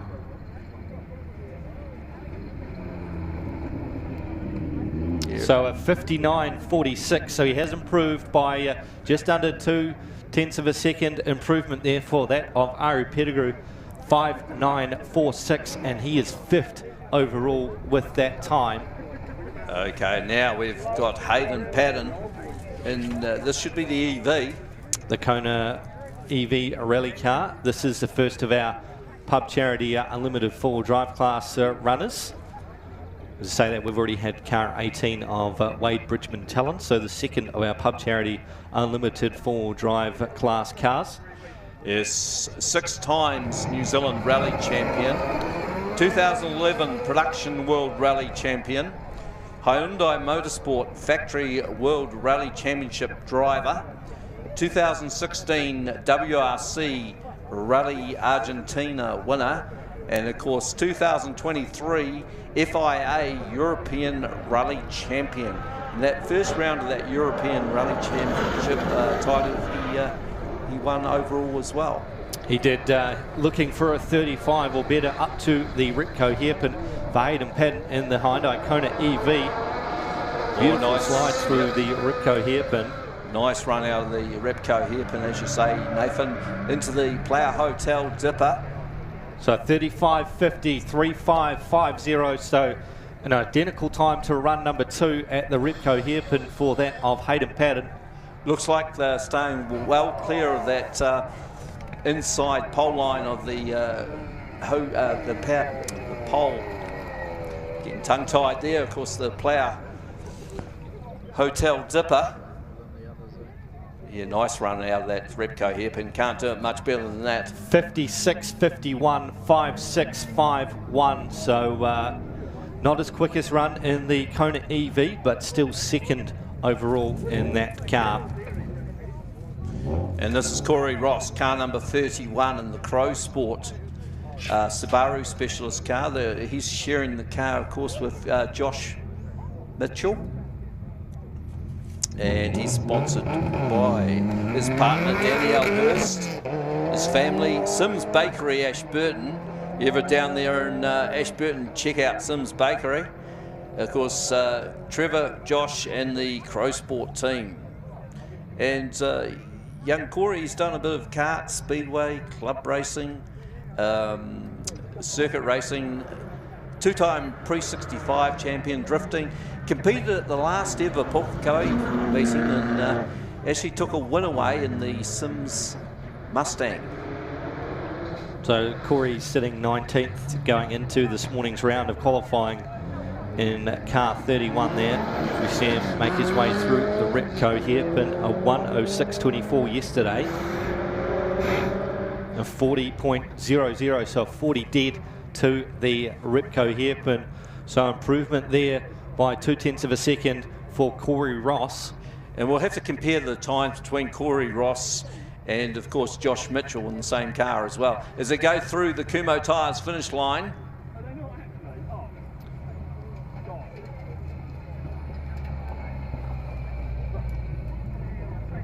So 1:03.23, 1:03.23, and that is 13th quickest for Corey Ross. How does that compare with Josh? I will come back to you on that one. Okay, on the start line, it is car number 17. That's Mark Pedersen, the company director from Christchurch, in the Subaru Impreza WRX STI RA. And this is the ex-Spencer Bourne car. And he's had 20 years of club sport competition. He's sponsored by Subtech Subaru and J-Max. So up the hill he goes. Mark Pedersen, 50-year-old.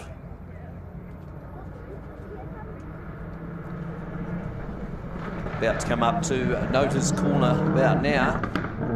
Oh, nice line through Nota's. See if he gets, oh, nice line out of the exit. And into the Repco hairpin. Oh, it looked like he was going to do the old Scandinavian flick through there.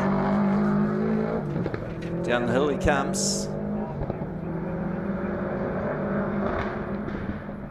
Through the Plough Tavern, Plough Hotel Dipper. So 44.45 for Mark Pedersen. A 10th off his best split time from yesterday. As we see him come down towards the Kumo Tyres finish line.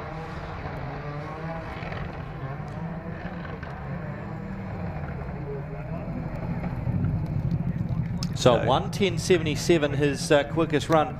34th quick here for that of Mark Pedersen. Yeah, that won't be enough to go. Oh, has he gone quicker earlier? No, no. So that won't be good. Run. That won't be good enough to go through to the top 32. Okay, next car out is car number 15. This is Alan Groves. Alan Groves, and he's a critical services transmission application senior analyst. That's quite a long job title, isn't it? Yes, it is a very long job title for car number 15. Alan Groves. The 1998 Subaru Impreza WRX. Well, he's born in Wanganui, moved to Darfield in January this year, And he also lived in Wellington for 30 years. I lived in Wellington for 18 months. Did you enjoy it? Did you enjoy it? No, I prefer Canterbury, actually. Right. Yeah. So looking here, Alan Groves, his fastest time, 25th overall in the Subaru Impreza WRX, a 109.44 for Alan Groves. So he'll be looking to improve on his 42.70 to the Ripco hairpin. There's a solid line for Alan Groves. Yeah, very tidy indeed as he comes down the hill. He'll be looking to improve on his time. So 43.25, a little bit slower to the Ripco hairpin than his best run yesterday by about a half a second. Be wanting to make some improvement downhill. He's coming down a 109.44. Can Alan Groves beat that time? It's going to be a push. And he just gets there with the 109.36, so a tenth of a second improvement for Alan Groves, 26th overall. So at this stage, to make it into the top 32, you're looking around about that maybe a high 110. Mid 110 is roughly about the cutoff. Okay, going to the start line, the supercar start line, we have David Nixon, the 44-year-old from Oaxaca. And he's sponsored by Modus Group and his wife Dana. Of course, this is Group A spec built up by David, and this is his second time competing at Ashley Forest. This car took a 10-year build to put together, and running the iconic 555 Subaru livery on that car. We've seen times a 110.36 was the best time achieved yesterday by David Nixon as he works his way up to the Ripco hairpin. A nice line out the Ripco hairpin. David Nixon, you'll remember in the past, of course, we've seen the likes of, I think it was Carlos Sainz and Colin McRae driving in this sort of liveried Subaru. So 41.55, 41.55 for David Nixon. Just a couple of tenths off his quickest to the Ripco hairpin, and already down towards the Kumo Tyres finish line.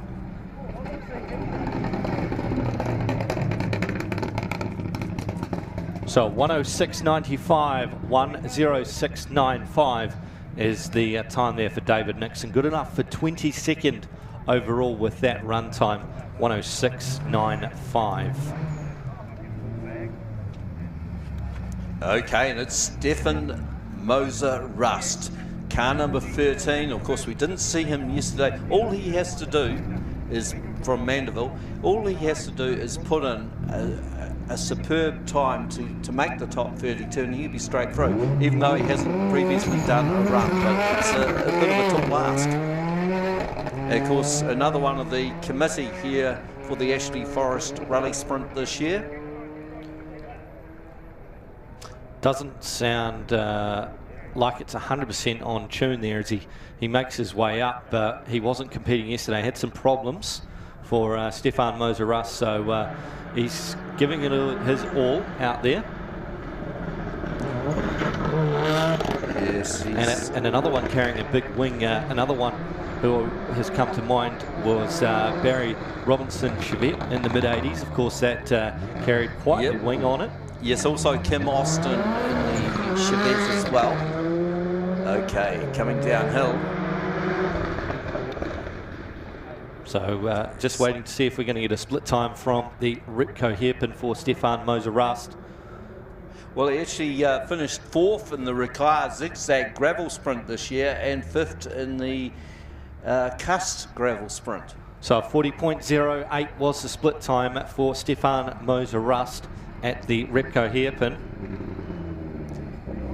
Yeah, that's a good split time, so he may be well quick enough to make that top 32. Well, he is with a 106.37, 106.37.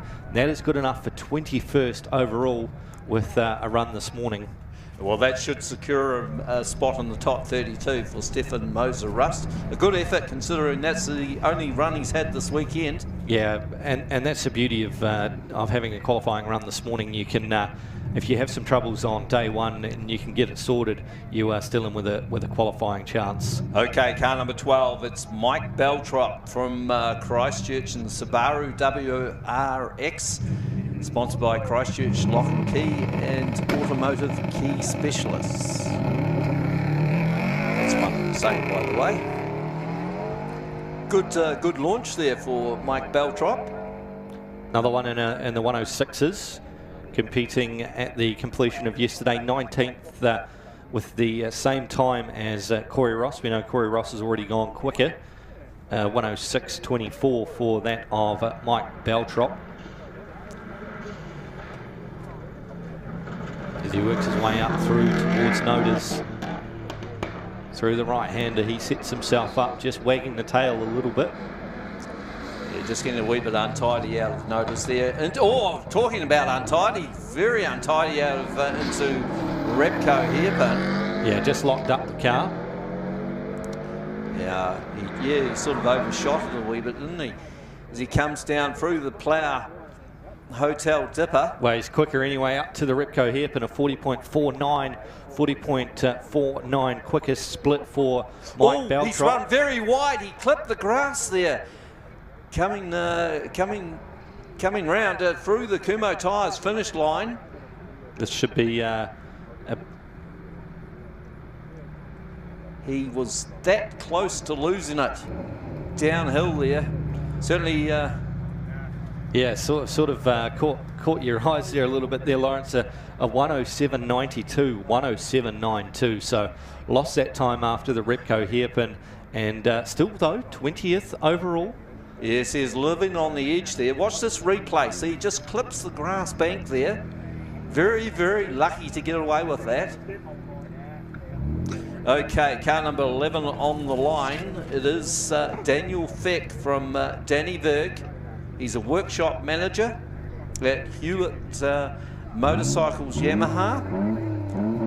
Of course, he was second in the two-wheel drive 2016 in an FTO, third in two-wheel drive in 2019 in his father's MR2, and 12th overall in 2019 and first in four-wheel drive in 2019. Oh, he's just hit the bank there. Oh, he has.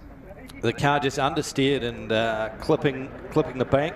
See the grass just on the front splitter, just on the bumper there. Hopefully he hasn't done some damage in the FTO, because he should be able to survive, hopefully, for that top 32 run.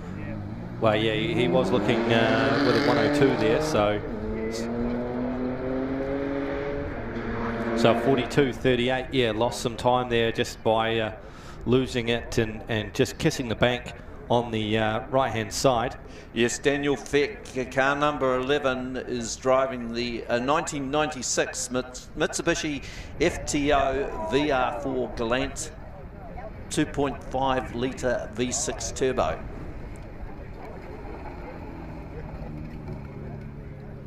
Okay, this is a replay of Mike Beltrop. Now you'll see he'll lock up here, bit of understeer, goes straight ahead, overshoots the Repco hairpin. Car number 12. So 106.64 was the time there for Daniel Feck. Okay, we've got car number 10 on the line. That is Jeremy Beaton. Well, 106.14 it was for that of Daniel Feck, so not as quick as run. There we go, Jeremy Beaton in the Evo Parts Mitsubishi. A former, he's a former TQ midget car driver. He might have been racing when you were commentating at the Racecourse Hotel in Mololodge Ruapuna Speedway. I will, potentially he was. I can't remember off the top of my head. It has been a couple of years, but the name does ring a bell, certainly, of Jeremy Beaton. And he is the one who's provided Sloane Cox with that spare differential part to get that car up and running. Of course, Jeremy running Evo Parts. He did have some problems yesterday up here at the Repco hairpin. Well, great sportsmanship from Jeremy Beeson as he went round the Repco hairpin. 39.70 for Jeremy Beaton at the Repco hairpin. Okay, coming downhill, and Jeremy Beaton is trying here through the Kumo Tyres finish line. A 1:04.01 was the quickest time there.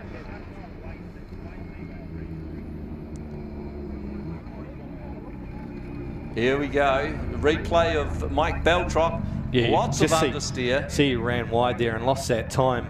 A 1:03.11 there for Jeremy Beaton, so improvement for him, 13th quickest. Yes, that's... and here's the replay running wide here for Mike Beltrop. He was very lucky to keep it out of the grass here for him, and Daniel Fick just looked like he was turning left, and the car didn't want to turn, so... it's almost like he had his foot on the brake as he's turning. But off the line there, Gareth McLaughlin, 36-year-old from Hastings. Of course, he's been here, I think this is around about his 5th visit to Ashley Forest, and always very, very competitive. In that older Mitsubishi VR4, he puts in some giant killing performances, and he's finished in the top 4, I think was last year. He finished 4th overall, I believe. Yeah, he was. David Quantock had problems in the Skoda, and he wasn't able to carry on into the 4. At that point, Gareth McLaughlin was sitting 5th, but had a crack at the top 4. I see he's sponsored by Mag and Turbo, Calnane Mechanical, Newport Electrical, Ace Panel and Paint, and Jason McLaughlin Design and Build. So 37.94 is the split to the Repco hairpin, so fractionally down on his quickest split, but Gareth McLaughlin, he will be absolutely giving it everything down towards the Kumo Tyres finish line. Through the Kumo Tyres finish line, I think this will be just over the minute mark.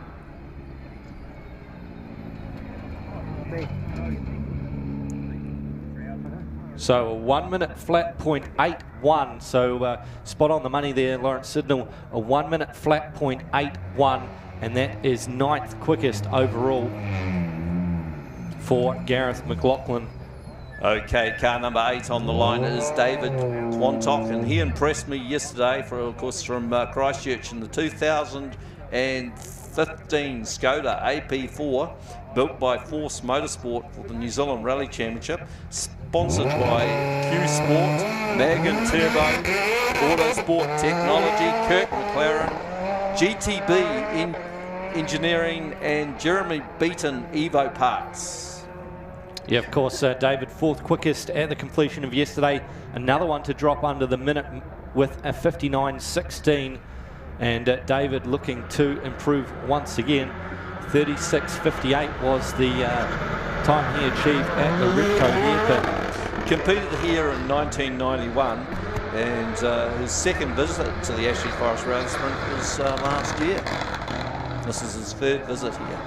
So through the Repco hairpin goes David Quantock up to the Repco hairpin and working his way down the Plough Hotel Dipper. 37.21. 37.21 is the split time. So a little bit down on yesterday afternoon's run, but David here wagging the tail, working his way down towards the Kumo Tyres finish line.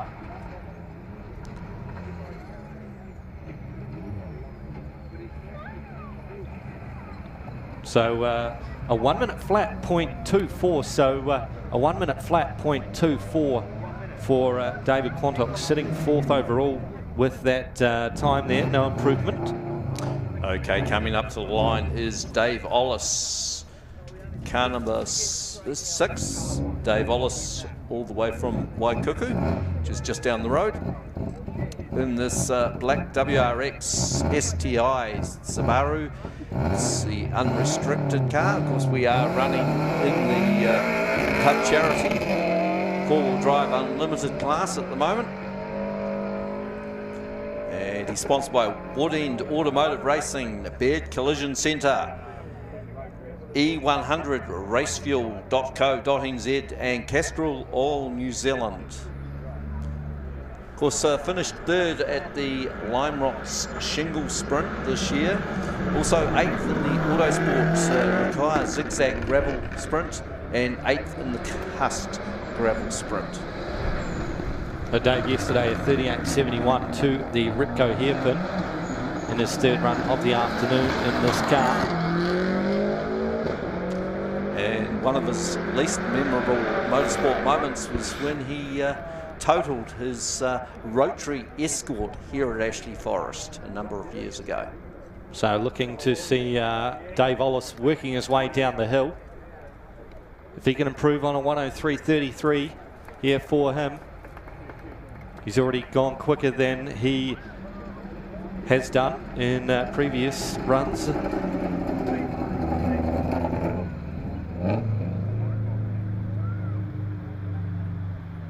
So 14th quickest after that, an improvement for Dave Ollis, a 103.18, 103.18 is the time there. No split at the hairpin for Dave Ollis, but comfortably inside the 32 for car number 6.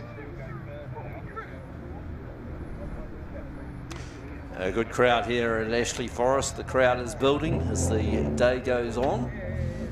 And up to the line, the supercar start line, it is car number 5, and that's Josh Mitchell, 33-year-old sales manager at Crow Sport. Of course, Josh is from Christchurch and sponsored by Crow Sport. And this guy has been the dominant guy when, oh, it looks like the abort light has come on, has it? No, I can hear the car going up. No, he's carrying on. No. Yep. No abort light, so he's good to go by the looks of things. Yep, disappeared in the dust. It was looked like there was a moment of hesitation there for Josh Mitchell for some reason. So 104.99 is his best run yesterday, and Corey Ross has already beaten that in this car this morning, 103.23. You wanted to know how the times match, so 104.99. And what was Corey's time yesterday? Yesterday he was in the 106s, so he's already gone quick. Oh, that's interesting. They're trading times. They're trading times as he comes out the Repco hairpin. So 39.38 for Josh Mitchell, under the 40 seconds. And I think that may have been quicker than Corey to the hairpin, was it? Oh, I think we may have an issue here. Yeah, Corey slowing down. Josh slowing down. Josh Mitchell. Getting our Corey Ross and our Josh Mitchell's confused in the same car, talking about each of them. So some big problems here for Josh Mitchell. Yes, that's unfortunate. Because he was right on the money to get Corey back again, because those two have been trading spots this weekend.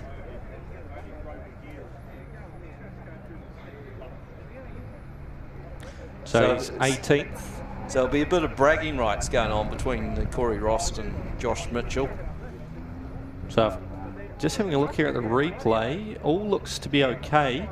And going past the spectator point at the top, and then just potentially just before he dropped down the hill, the car has struck some sort of issue there. There was no damage, as you could see, so maybe mechanical drama there for that of Josh Mitchell. Okay, we're up to car number 4. It's Mike Toole on the supercar start line, and the 4-wheel drive upgrades Mitsubishi Mirage 1997. That's pretty late model Mirage. He's also sponsored by Sign Performance and Submit. Of course, he's won the Tamutu Sprint quite a few times. Is Michael Toole. He's also raced motorcycles in Australia. He's been a winner of the Wanpanga Road Gravel Sprint previously, the Arkenflower Road Rally Sprint, the Cust Gravel Sprint.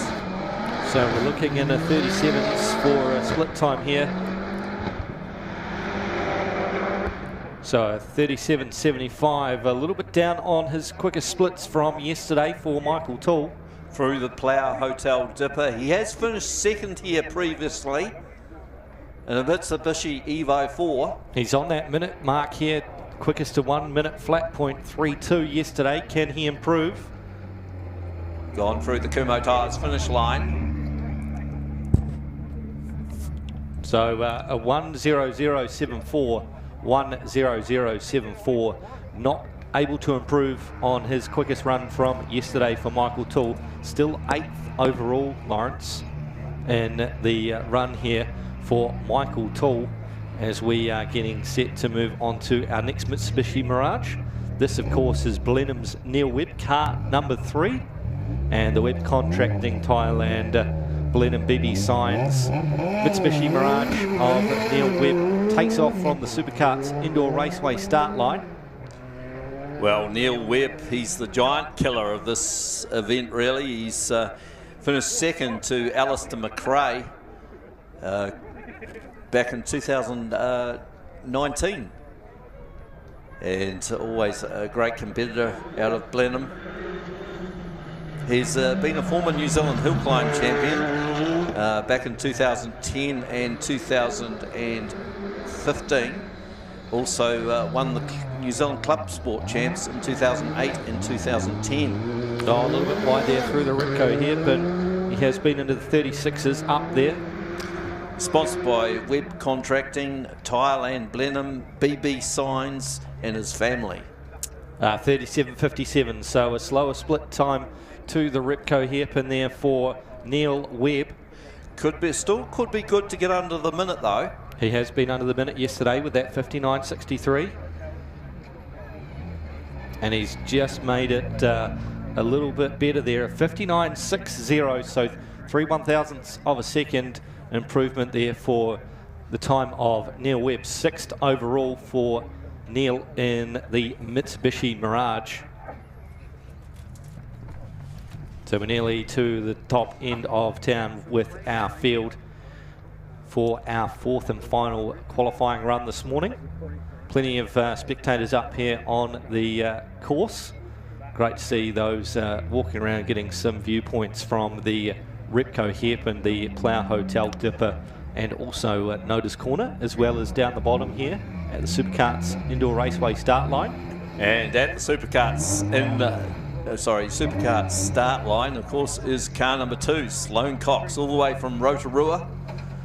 Now, Sloane has won this event before and came very, very close to winning it last year with that battle with Hayden Patton. Just a small mistake was the difference, really.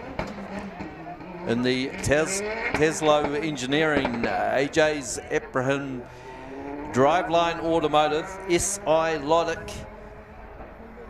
And he had a fair few problems getting going there. He disappeared into the dust and sounded like he was struggling to find some gears, but he's away now, and up through the uphill kink comes Sloane Cox from Rotorua.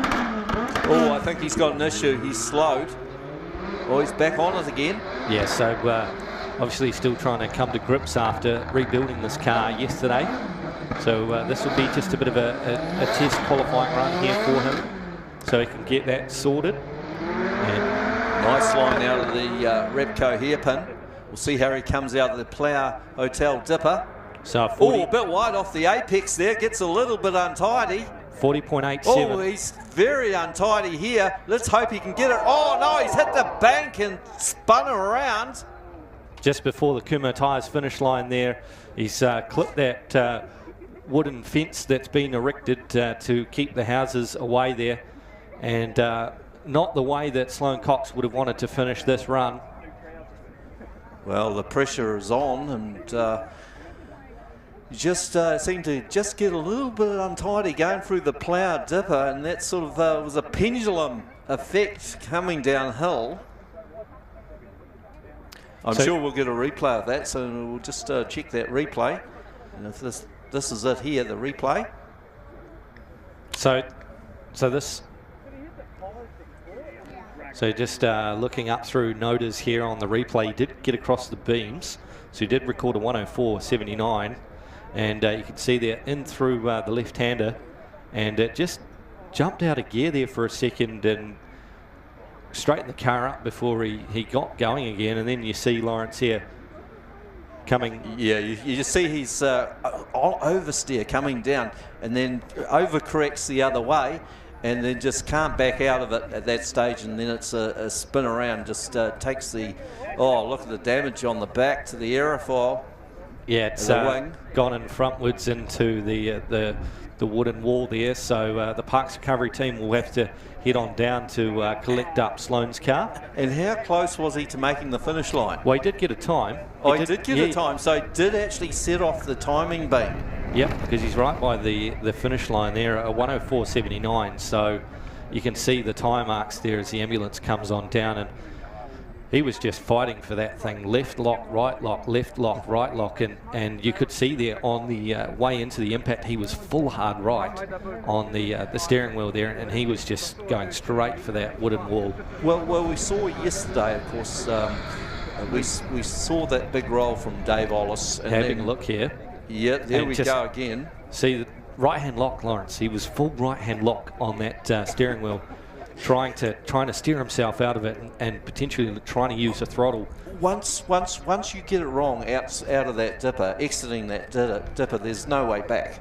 Well, not at that point. You've lost the traction. You're skidding across loose gravel at that point, and you're just a passenger, and it's a horrible feeling when you've got no control over the car. You're doing everything in your power to try and stop it from coming unstuck, and there's just nothing you can do. People that think this course is easy, it's not. It's very unforgiving coming downhill. It's one of the scariest courses you'll find in New Zealand motorsport. Tell me, have you actually been for a passenger ride? I've actually driven this course. I raced at this event, well, it wasn't at this event, it was called the Best of the Rest Sprint. It was an interclub speed event which I raced in a standard Datsun 1200 with no roll cage, with just road tyres. Don't tell everybody that. You wouldn't be allowed to do that now, but back in those days you could. And here we go. So we're just going to have another look here, coming up through the uphill kink, and he had troubles from the beginning, from the start line. It wasn't running right. He was trying to find a whole bunch of gears, and he's just gone narrow into the left-hander there, and it's popped out of gear. I think he's lost drive just at that very entry point to the. So up there at the left-hander. There, as we've seen the crash here on the stream, he had the lock for the right-hander. He was in control at that point, and as he's flicked it to the left to flick it sideways, he's over-rotated and tried to turn the right-hander. But you look at the speeds they're doing downhill. I mean, at that stage, of that sort of speed, there's no comeback. No. You're in it for the ride, sort of thing. Yeah. And just a call out to the guys here, the cross car guys. Can you please get ready to come and do your top three shootout, please? Cross cars, can you guys start getting ready to come up to the line for your top three shootout? Just a call coming through from the officials. So if you're in the cross car section and you're not getting ready to come up for your top three runoff, then please start doing that now as we get Sloane's car recovered by the Parks Recovery team.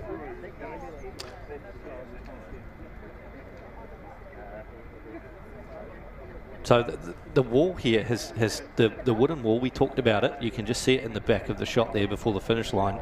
You touched on that yesterday, Lawrence. That wall has been built up there. It's a wooden wall against the earth bank, and that's to protect the houses to the left of that wall. And in this case, as much as it's damaged the front and the rear aero on Sloane's car, it's done its job. It's a safety precaution that we have to have up here for the rally sprint. Well, it certainly has. I can remember we were seeing 2 or 3 cars. I think Glenn Frew was a perfect example there. He many years ago, Glenn Frew went off the road in his Mitsubishi, and there was no house there at that stage. If he'd gone off there, he probably would have gone into the house. So, yeah, it's there to protect the house. I know Jason McConnell was another one that went off there. I think Mark Jennings, was another one many years ago in the early years of the Ashley Forest Rally Sprint. So a number of cars over the years have gone off the road there. Yeah, just a further to that announcement there for the cross cars, we are actually going to swap it and put the top 32 elimination in before our cross car final. So we will be doing the cross cars at the completion of the top 32. So it will be the top 32 cars that we will need to start getting ready after we complete this last round of qualifying. So for those in the top 32, can you please start getting ready to come up the hill? I think the ambulance might be doing more rounds than the competitors this weekend. Of course not. Absolutely not. So we've just got a little bit of a clean-up situation going on here. And once we get all this tidied up, then we can resume with Hayden Patton for the completion of our qualifying run.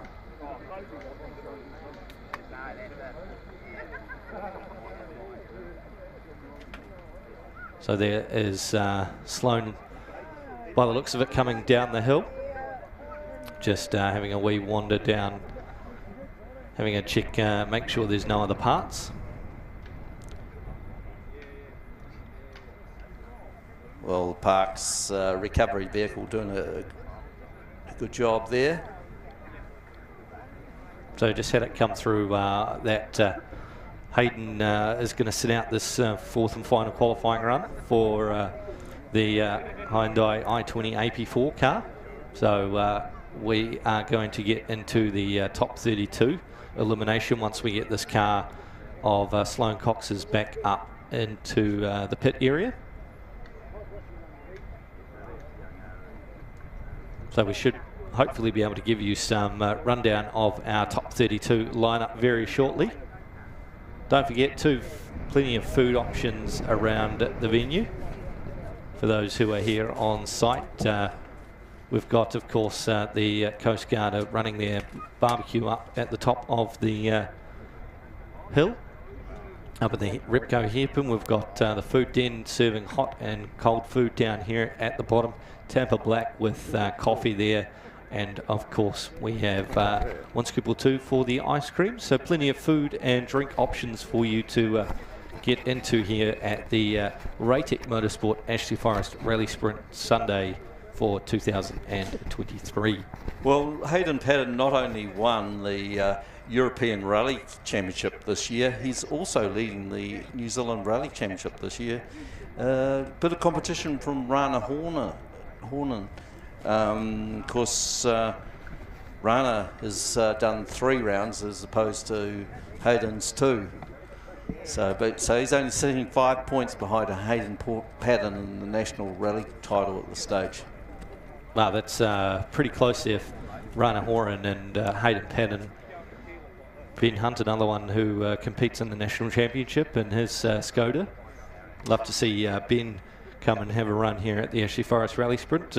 Always great to see the National Rally Championship competitors coming and having a crack here at the Ashley Forest. We've had Richard Mason in the past, Chris West as well, a former winner. We've had a whole host in the past. We've had you could probably certainly in the early days they all came here.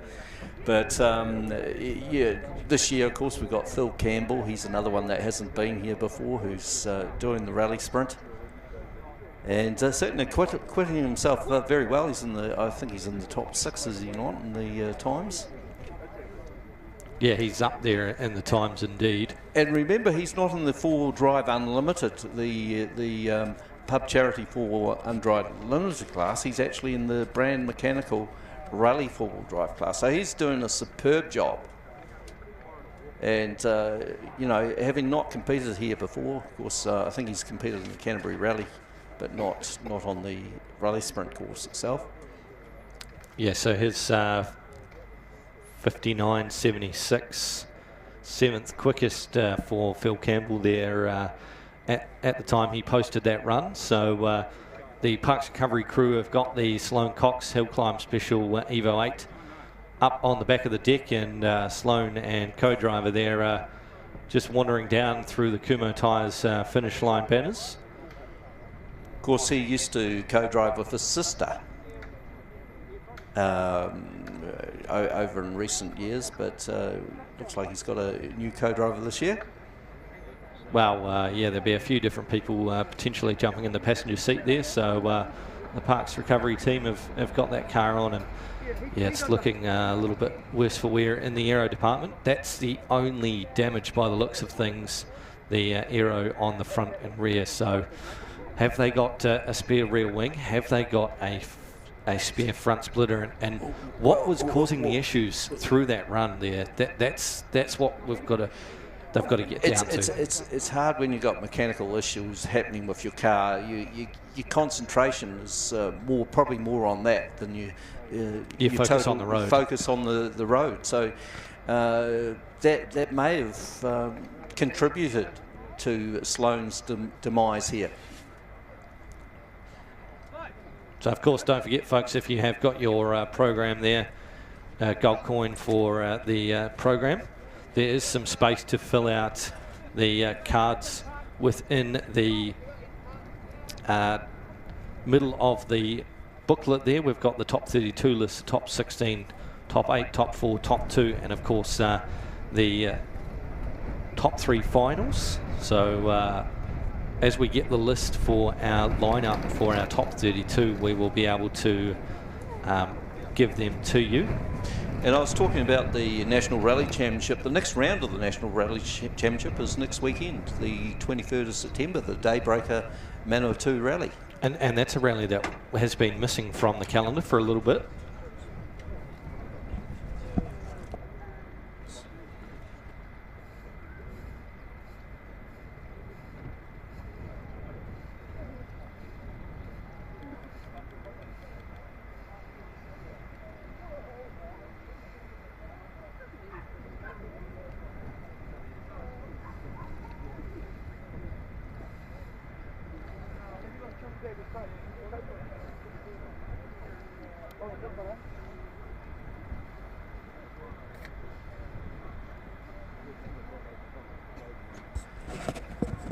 Okay, just waiting for the clean up there, and we'll be back into the top 32 runoff.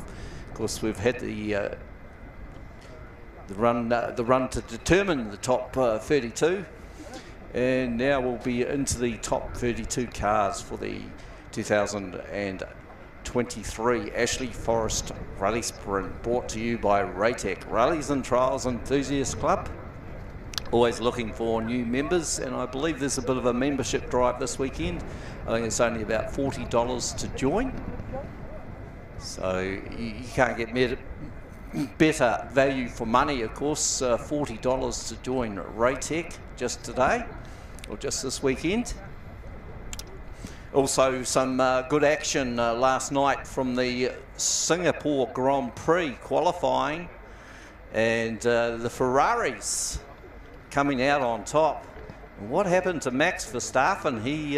He went out in Q2 and was knocked out by New Zealand's Liam Lawson, who actually qualified 10th for the Singapore Grand Prix. Of course, on pole position will be the Ferrari of Carlos Sainz Jr., of course, son of the former World Rally Champion Carlos Sainz. Second on the grid will be the Mercedes of George Russell. The third on the grid, of course, is Sainz's Ferrari teammate, Charles Leclerc, and of course, alongside of him on row 2 is Lando Norris. Now, Lando Norris competed in New Zealand in the Toyota Racing Series, so he'll line up 4th, and New Zealand's Liam Lawson in the AlphaTauri back there in 10th position, ahead of his teammate, which is pretty much what you have to do in Formula One.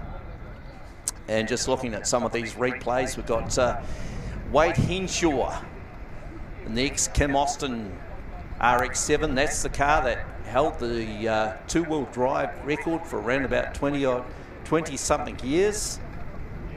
Here at Ashley Forest, Steve Paps in the Holden Commodore. Of course, these cars are popular in Australian rallying even today. The Commodores and the Falcons. talking of which, it was Will Brown who set pole position for the Sandown 500 this afternoon in Melbourne. Of course, that track is much like Pukei, or the now redundant Pukei, with a horse racing track on the inside of it. We see Trevor Crowe just coming up to the Repco hairpin. We'll just cut away from there. And next car there looks like this, I think, is either Josh Mitchell around the Repco hairpin. Could be Corey Ross as well, but it looks like Josh Mitchell. In the Crow Sport Subaru WRX. Of course, that was the car that Trevor Crowe originally was going to drive at the 2023 RATEC Ashley Forest, but he forego that in favour of his Subaru Justy. And on the screen now, the RX-7 of Stuart Reid, all the way from Brisbane. And of course, he's been a top peddler in the Australian Rally Championships for a number of years, more lately in the classic class. It was Willie Hawes in the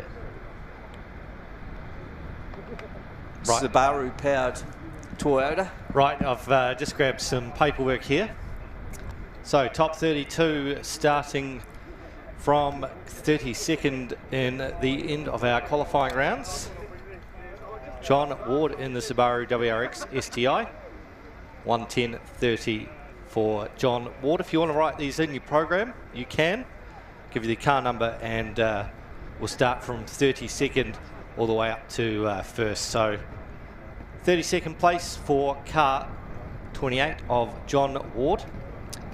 31st for car 39, Tim McIver, the Mark II Ford Escort BDA, 1:10:14. Steve Pabst, car number 33, Holden Commodore. He will be going third in the 32. His time a 1:09:89. 29th for car 27, Nigel Lawson, Mitsubishi Lancer GSR, a 1:09:84.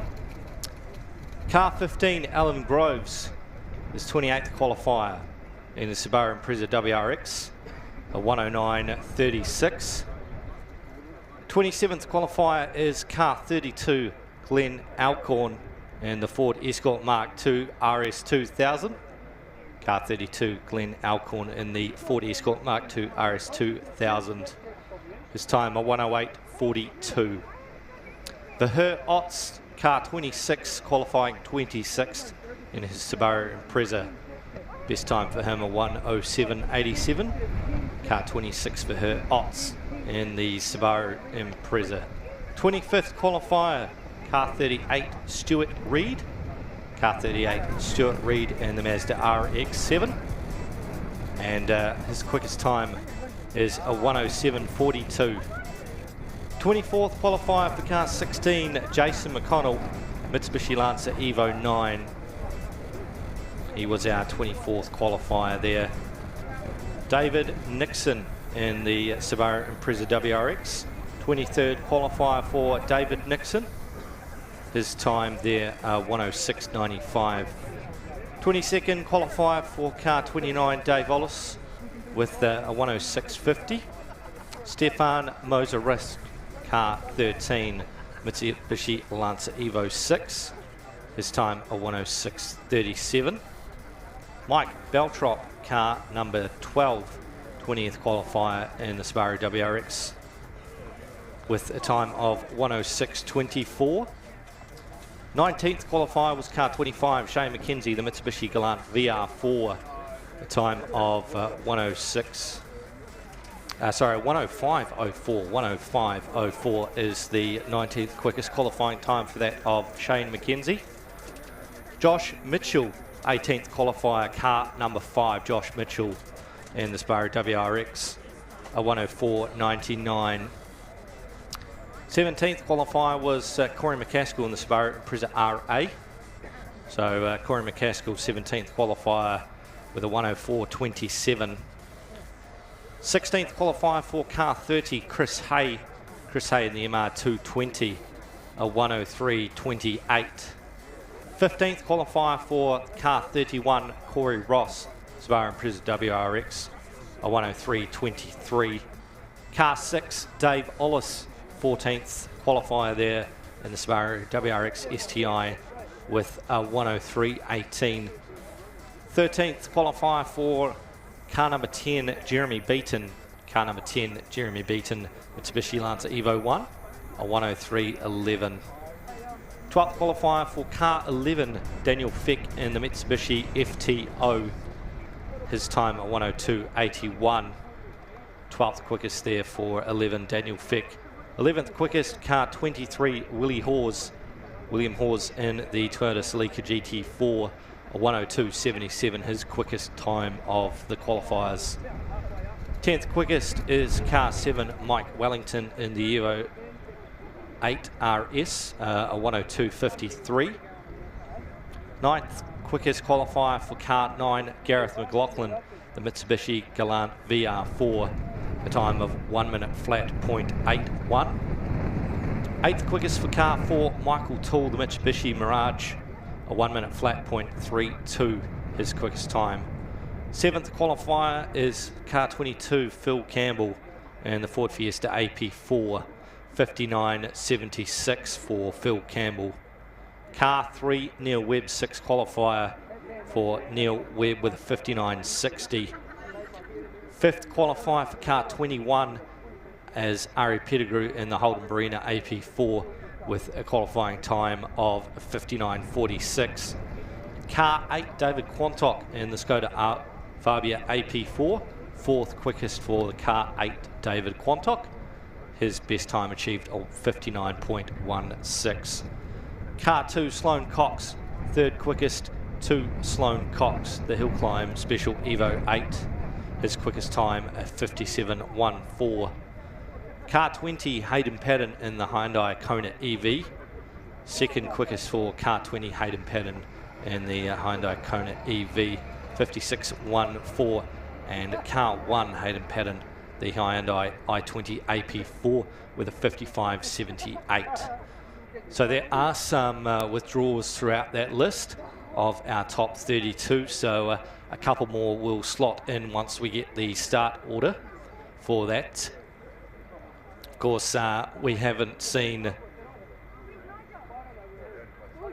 the car of, just checking here on the list, Dave Ollison, car 29. Of course, we know that he had a crash, so his 22nd place qualifying run, he will not continue. So we'll slot in one from outside the 32 into that list, as Dave Ollis has not competed. Jason McConnell, 24th qualifier there, he has not competed this morning, and as we understand, he is out for the day, so another one will slot in there from the 32. So a little bit of mixing in there. Those within the top 35 are potentials to move into the top 32. Just outside of the 32 is car 42, Rob Lewis in his Ford Escort Mark II. Best time for Rob Lewis in 33rd there, a 110.50. Wade Bridgman Talent in car 18, the Mazda 323, 34th quickest there for Wade Bridgman Talent. His best time achieved there, a 110.53. And Mark Pedersen in car 17, he was 35th qualifier with the Subaru WRX STI, a 110.77 for him. So we have had a couple of withdrawals from the day here, so we'll get that official qualifying list order through, but they are the top 35 times for our runs after qualifying.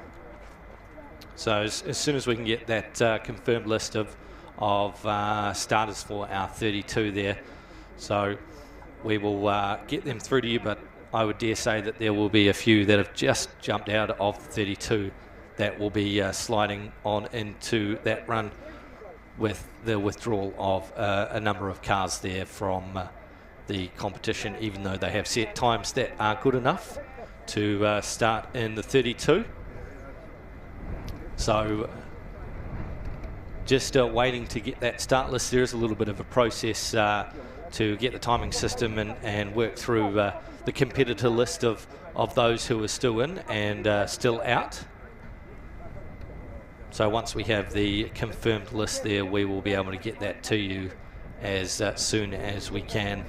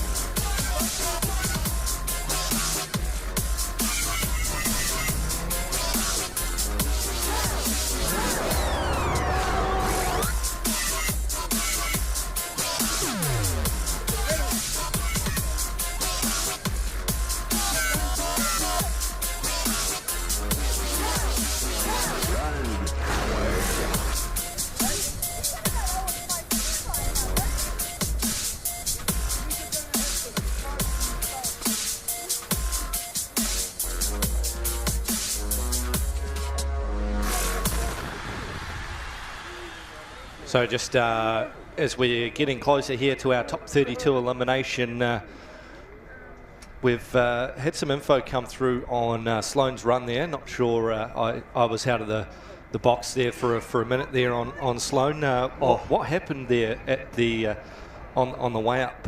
No fourth gear, I believe.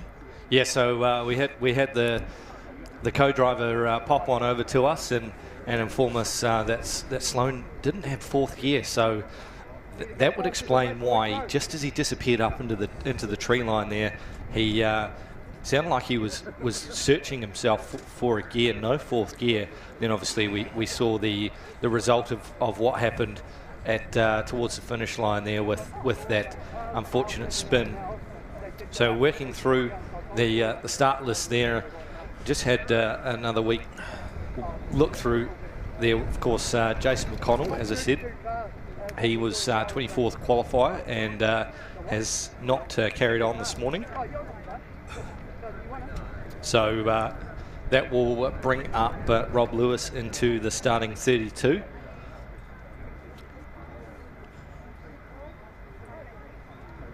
So we've got Dave Ollis as well in that car. He was unfortunate there that rollover yesterday, he was 22nd quick. We'll see if we can get to the bottom of what's happened to Josh Mitchell. Might have to run down and see if we can have a catch up with the Crow Sport team and find out the issues there for the shared entry of Josh Mitchell and Corey Ross there. So as I said, Dave Ollis was in the 22 and unfortunately he's not carrying on. So that will then bring in Wade Bridgman-Talon in the Mazda 323. He was 34th quickest, so automatically Rob Lewis and Wade Bridgman-Talon should be jumping up into the starting 32. And Mike Wellington, 10th quickest. We had been told this morning that Mike was out for the day. And we hadn't seen him compete in that final qualifying run this morning, so that should bring the 17 of Mark Pedersen into the 32 there in his Subaru WRX STI. And the other question I'm hoping we can answer very soon is I know Hayden Paddon's got 2 cars running for this weekend, and I know that they're going to put some focus into one of the cars to go all the way through to the end. He did talk about the Hyundai Kona EV finishing up before the top 32, so that could potentially be the other car that we don't see progress into the elimination round. So if that is the case, then Kerry Sloan, car 43 there in the Toyota Starlet, he would move up into the 32 as well. 36 quickest for Kerry, could see him begin our top 32 runoff list. Bizarre. Any other cars that have pulled out potentially are also going to shake things up. I mean, Trevor Crowe, 37th there in qualifying in the Subaru Justy, car number 19 for him, 37th with a 1:11.21 for him. He could jump in if there's some cars that are unable to continue on the day there.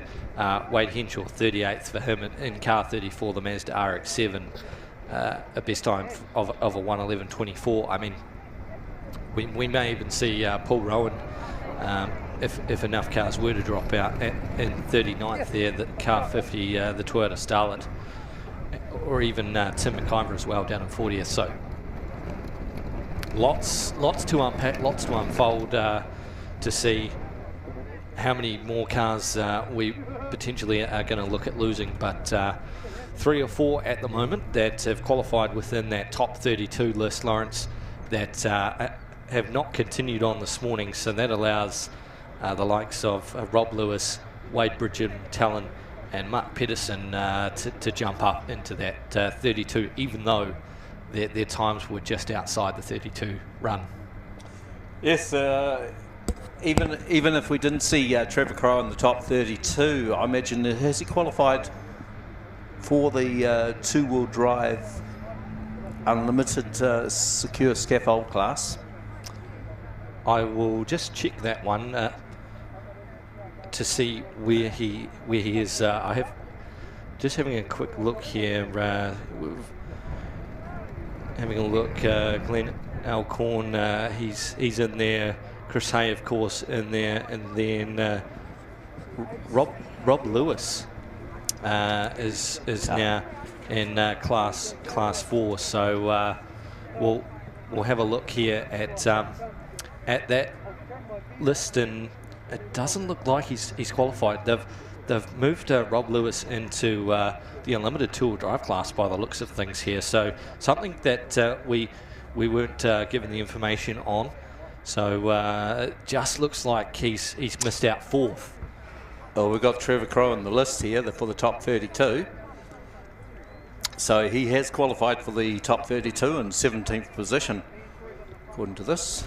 So as I alluded to, so Hayden is running. You've got the start list there. Do you want to just run through it from top to bottom there? Okay, Lawrence? well, we'll see how the time goes. But here's the qualifiers for the top 32 run. We should have car number 43, Kerry Sloan, in the Toyota Starlet.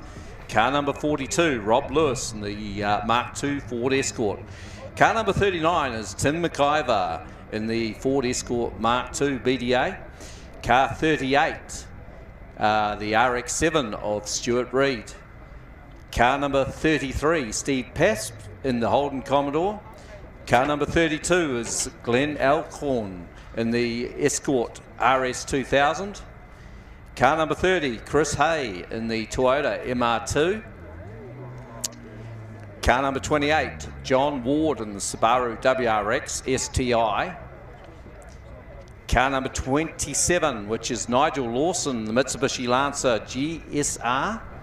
Car number 26, the Her Ox in the Subaru Impreza.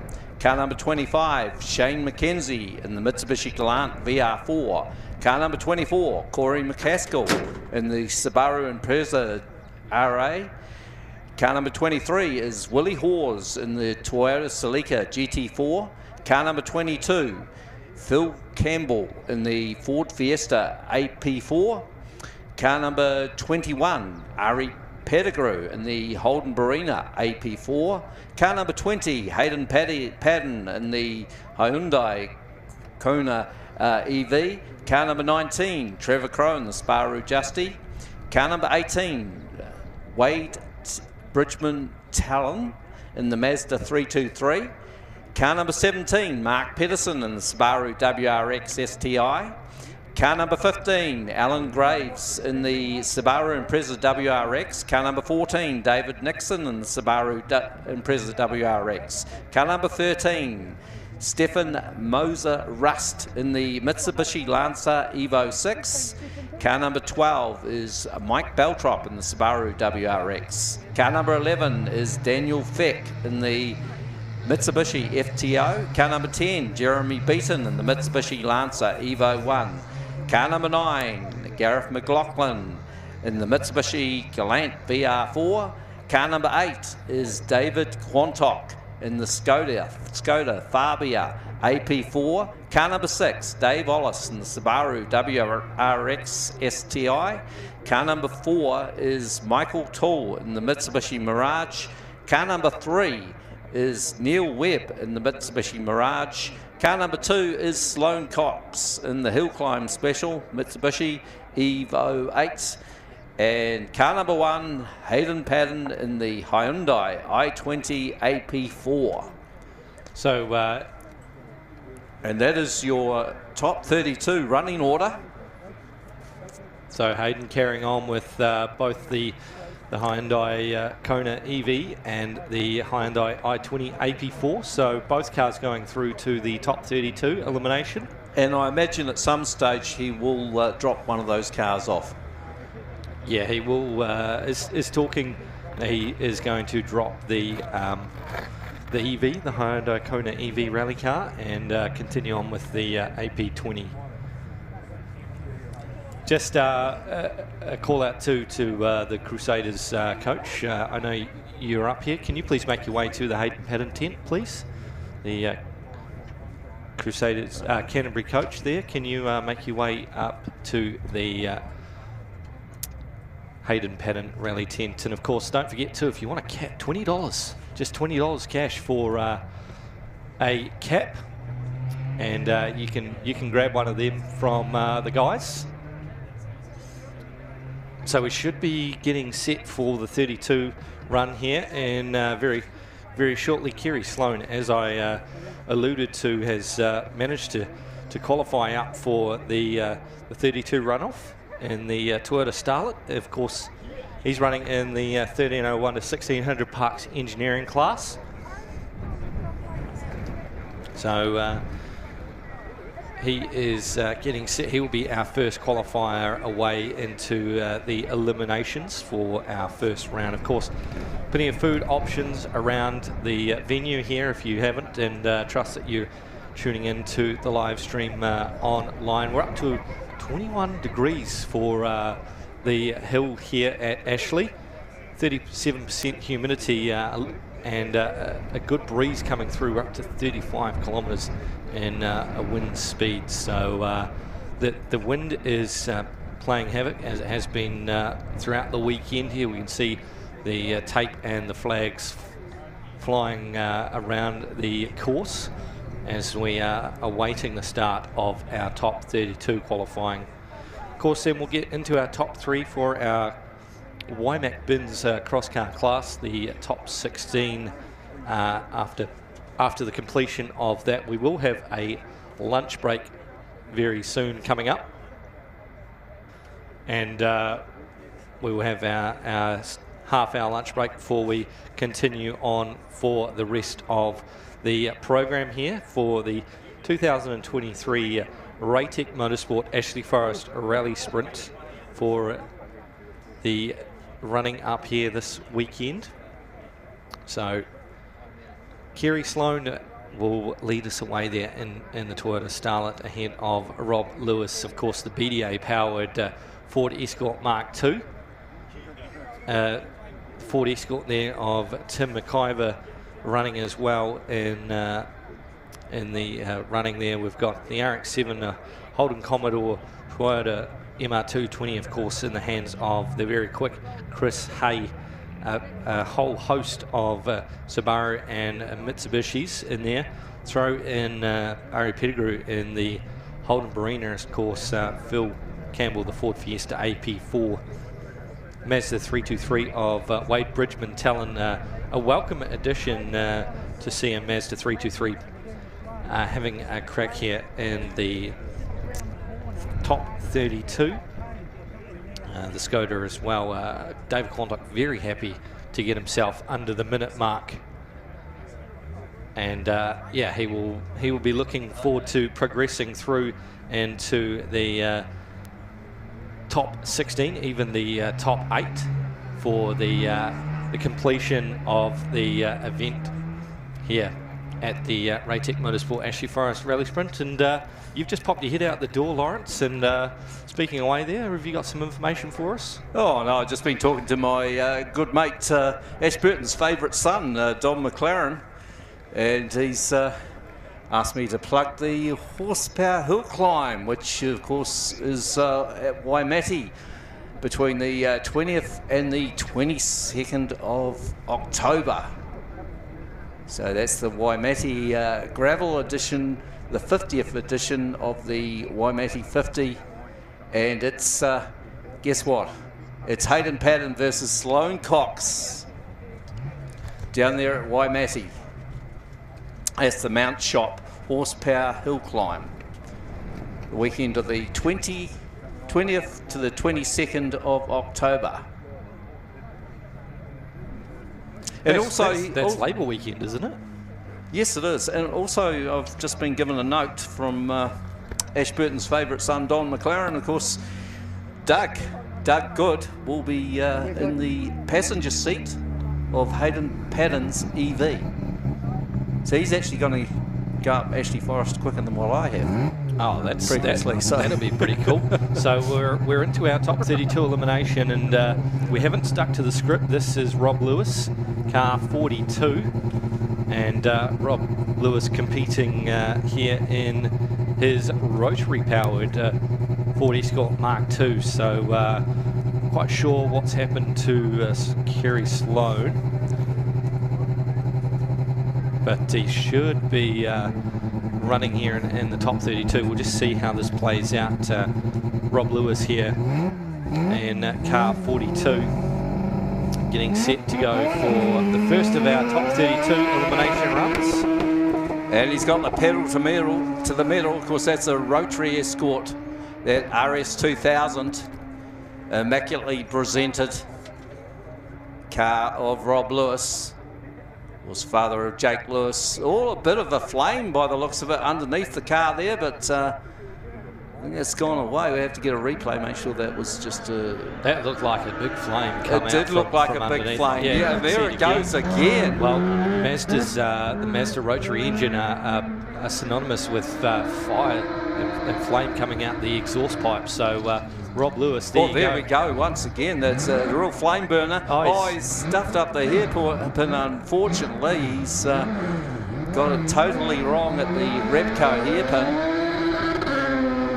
So I have to call him the flame thrower as he comes downhill. About to go through the Plough Hotel Dipper. So he's certainly been spectacular, if nothing else, is Rob Lewis. So unfortunately not able to get a split there for Rob Lewis at the hairpin, but he'll certainly be charging down. Through the Kumo Tyres finish line. So it was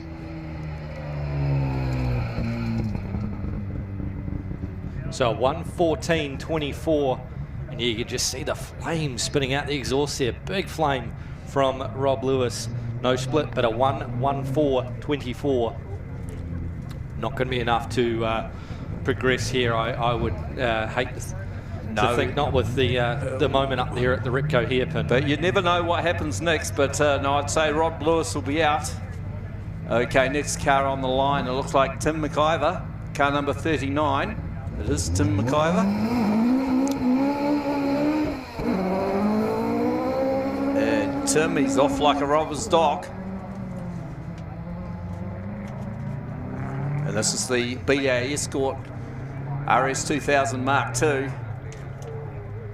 Of course, this is the sort of cars that the likes of Hannah Mikkola won the New Zealand Rally back in New Zealand International Rally back in around about 1978, I think it was, 1979. So Tim giving it his all here for the top 32. Of course, Ari Vartinen was another famous name that came to New Zealand for the International Rally. Ari Vartinen in Finland, as was, I should say, Hannah Mikkola. So a 44.80 is the split time to the Ripco hairpin. Oh, he runs very wide out of the Plough Hotel Dipper. He's pushing hard here, Tim McIver. He's right on the money with his split from this morning's run. Can he improve on his time? 1:11.75. 1:11.75 for Tim McIver. Tim still potentially in with a shot here in the class top 3. Of course, the next elimination after the top 32 will be the top 16, and then we'll progress through to the top 8, the top 4 and the top 2, and we'll have some class runoffs before that as well. So we've got car number 38, Stuart Reid from Brisbane. And that's the ex-Richard Kelsey car. And of course, Bert Murray drove that car to victory last year in the classic two-wheel drive class, brought to us this weekend by Demon Decals and Design. Yeah, Stuart having an absolute ball all the way from Brisbane, Australia. Well, it's not his first visit here. Of course, shared the BDA Escort with Tim McIver last year. Third time running at the event, and Stuart looking to see if he can put together a clean run here in the 32 round the Ripco hairpin. Yeah, quite nicely round there. It was a little bit wide out of notice, but he'll have the bit between his teeth as he comes downhill through the Plough Hotel Dipper. Screaming rotary, attacking the downhill part. So no split time up to the Ripco hairpin for Stuart Reid, but we'll get a read here. Around about a 106, I'd say, around this time. Be close. He's been in the 107s so far this weekend. So it's a 108. He's gone slower. He's slower with a 108.34. 108.34 is the time there for that of Stuart Reid. He's still got the Demon Decals and Design two-wheel drive classic battle. He is still going to be fighting it out for that run. And here is Kerry Sloan. Yeah, it could be the two Australians battling that out too. Okay, we've got Kerry Sloan on the line from Dunsandel, car number 43 in the wee Toyota Starlet. In the 1301 1600cc Park Engineering class. Be hard pushed to make it to the top 16. Well, he is leading his class, is Kerry Sloan. So if he can't improve here in the 32, he's done well to make it in here. Of course, I believe he's Phil Sloane's brother, I think. And Phil Sloane, of course, has finished in the top 8 previously here at Ashley Forest in Subaru WRX STI. So this is a bit of another run here for Kerry, and getting himself prepared for the class runoff happening a little bit later on. But oh, nice run through the Repco hairpin for Kerry Sloane. Yeah, textbook stuff there for Kerry through the Repco hairpin.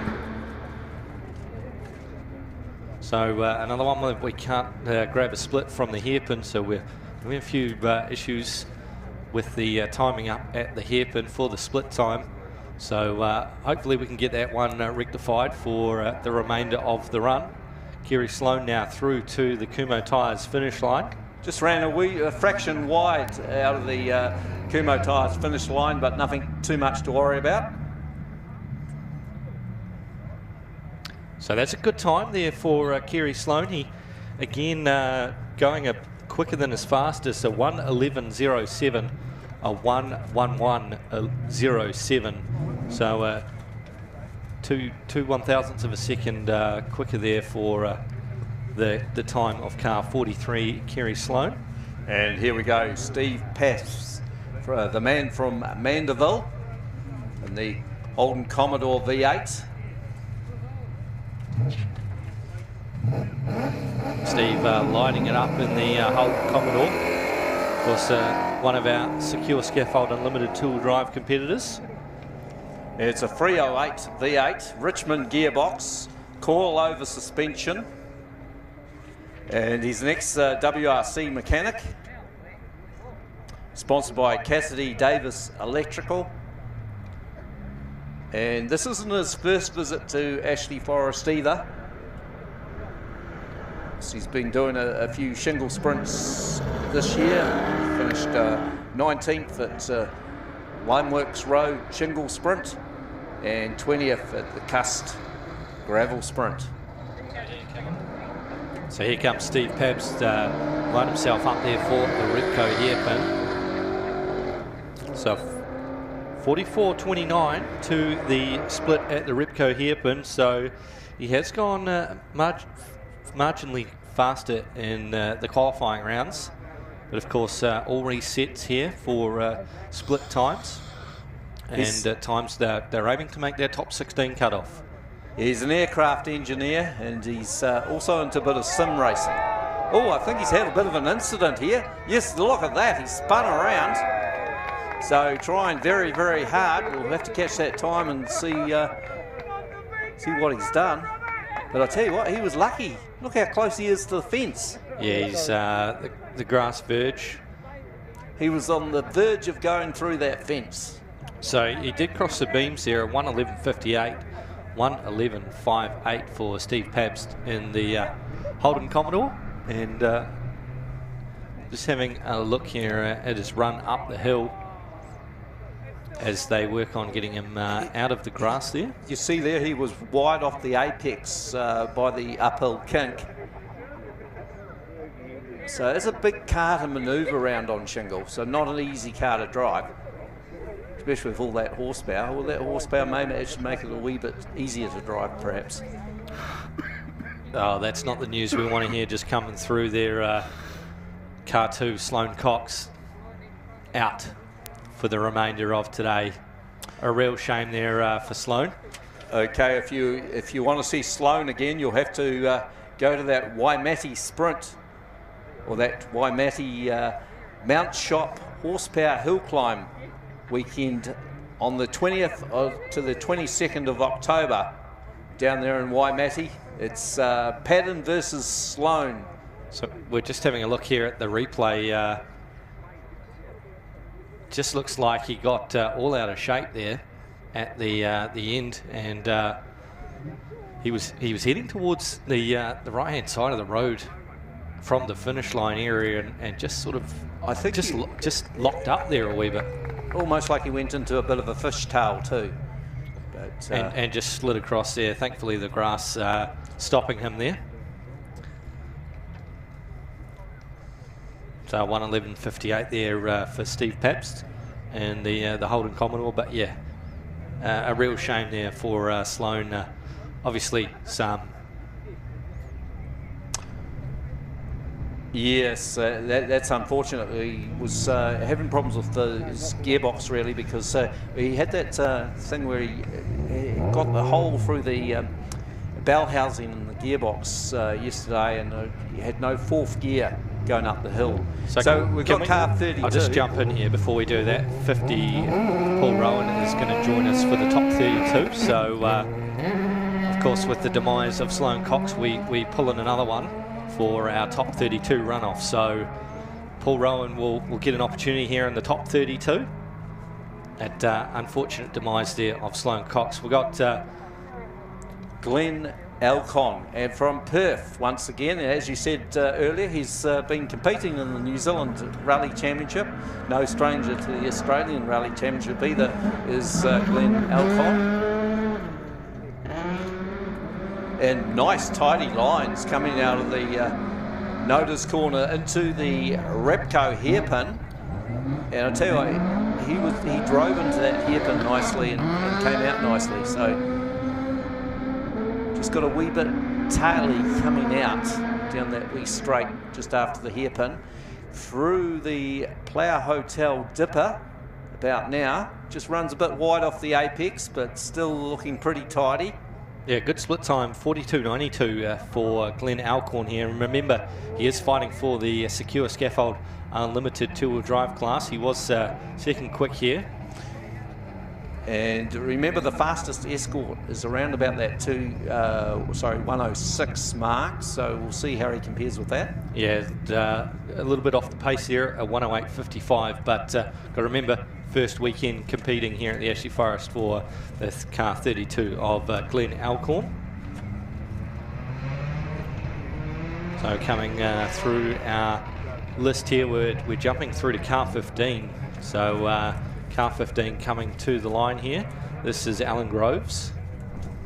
So the Subaru Impreza WRX of Alan Groves running in the Unlimited class. And Alan's got a fair bit of work to do if he's going to make that top 16.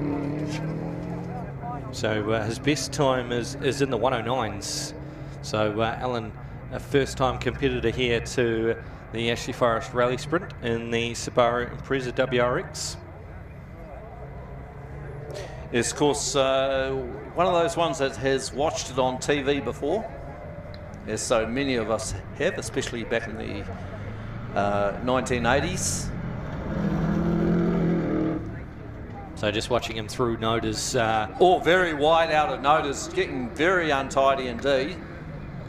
He's gathered it up together, and you see a bit of a Scandinavian flick through into the Repco hairpin. So 41.83 is the split time to the Repco hairpin for that of Alan Groves. And that's his quickest split time achieved now in the top 32 for Alan Groves. As he comes down through, already down through the Plough Hotel dipper and about to appear at the Kumho Tyres finish line. Albaru. A 108.20, 108.20 is the quickest time achieved for the weekend by Alan Groves, continuing to build. Just lost a wee bit of time out of Noda's. Could have gone a wee bit quicker. So he currently sits 27th in the top 32. I know we haven't had too many cars, but we'll see how he lines up as we see the fast man in our Secure Scaffold Unlimited two-wheel drive class. The Chris Hay from Molskill. Toyota 220. Last year we saw him concentrate on the two-wheel drive Unlimited Secure Scaffold final, and drop out of the running, if you like, pretty early on in the eliminations.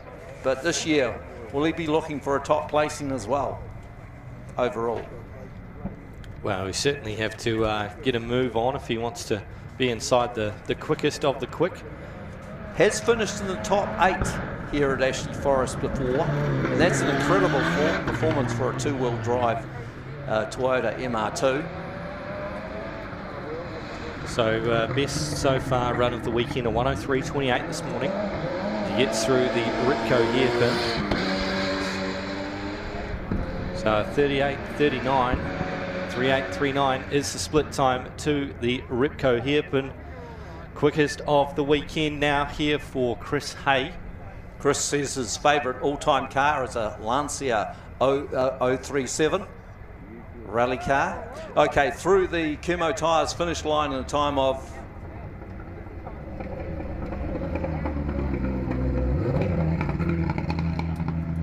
so that's a 1:01.99. So that is a great improvement for that of Chris Hay. I know that's not his quickest time, but he has now dropped down into the 101 bracket, and he is 10th overall. That is 1.09 seconds off his record here at Ashley Forest for two-wheel drive. Okay, onto the line comes car 28, John Ward. The Woodend Automotive Racing Subaru Impreza WRX STI. Yes, this car was built in 2022 with lots of help from Dave Ollis from Woodend Automotive. Of course, John's into a bit of mountain biking, running in the forest, but this is his first time as a driver at the Ashley Sprint. He's been a passenger here at the Ashley Forest Rally Sprint with Dave Ollis as a 15-year-old. So he's known Dave for a little while now. Yes, I think he may actually work with Dave. So John Ward here making his way. He's not quite been under 40 seconds or getting it all crossed up, trying to lock the front there and just skated straight on at the hairpin. That's going to cost him some time. 43.35. So yeah, he's dropped some time by running wide at the hairpin. That could make it difficult for him for the top 16 run. John Ward just loving his time out there in the Subaru Impreza. But look at his very straight lines coming downhill. It's almost like circuit racing coming downhill. So 1:12.44, 1:12.44, and he is currently 32nd with that time.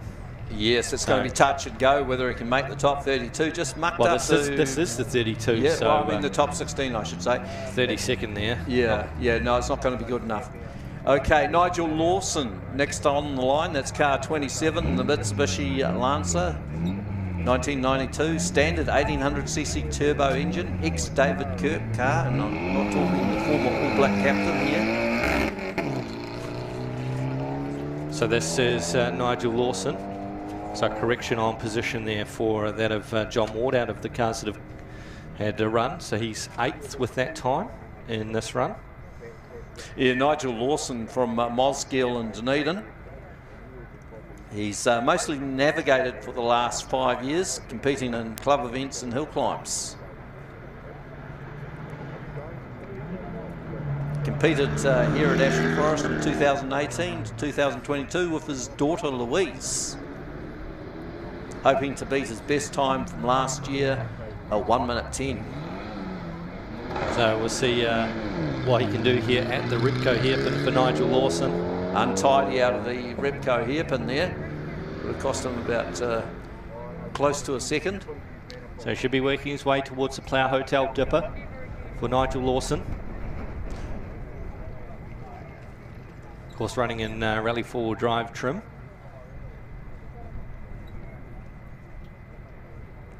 Once again, straight lining the downhill as he goes across the Kumo Tyres finish line. So we didn't get a split time there, unfortunately, for Nigel at the Ripco hairpin, but we'll get the time. So it's a 1:11.32. So 1:11.32 for Nigel, and currently as it sits, 6th in the top 32 shootout. Oh, there we go. It's Paul Rowan on the start line in the Rowan Developments Design and Build. We start it. Yeah, he's been quite successful in Blenheim Car Club events, or Marlborough Car Club, I should say, events up there in Blenheim. Isn't it great to see he's in our 0 to 1300cc skip to you class and in the 32 shootout? Just shows that if you have a solid qualifying round and you keep it, you know, together, and others unfortunately around you have issues, that gives you an opportunity to have another crack here in the 32. And Paul has been super fast in our skip to you 0 to 1300cc class. He's taken it so far this weekend to Chris Hurdman. Well, the funny thing is, we could see Paul Rowan, you know, do quite well here in the top 32 runoff, and then still be beaten by Chris Hurdman in the final, the skip to you 1300cc final. So 45.14 is the split time at the hairpin, the Repco hairpin for Paul Rowan, and look at him attacking the downhill part of the course through the Kumho Tyres finish line.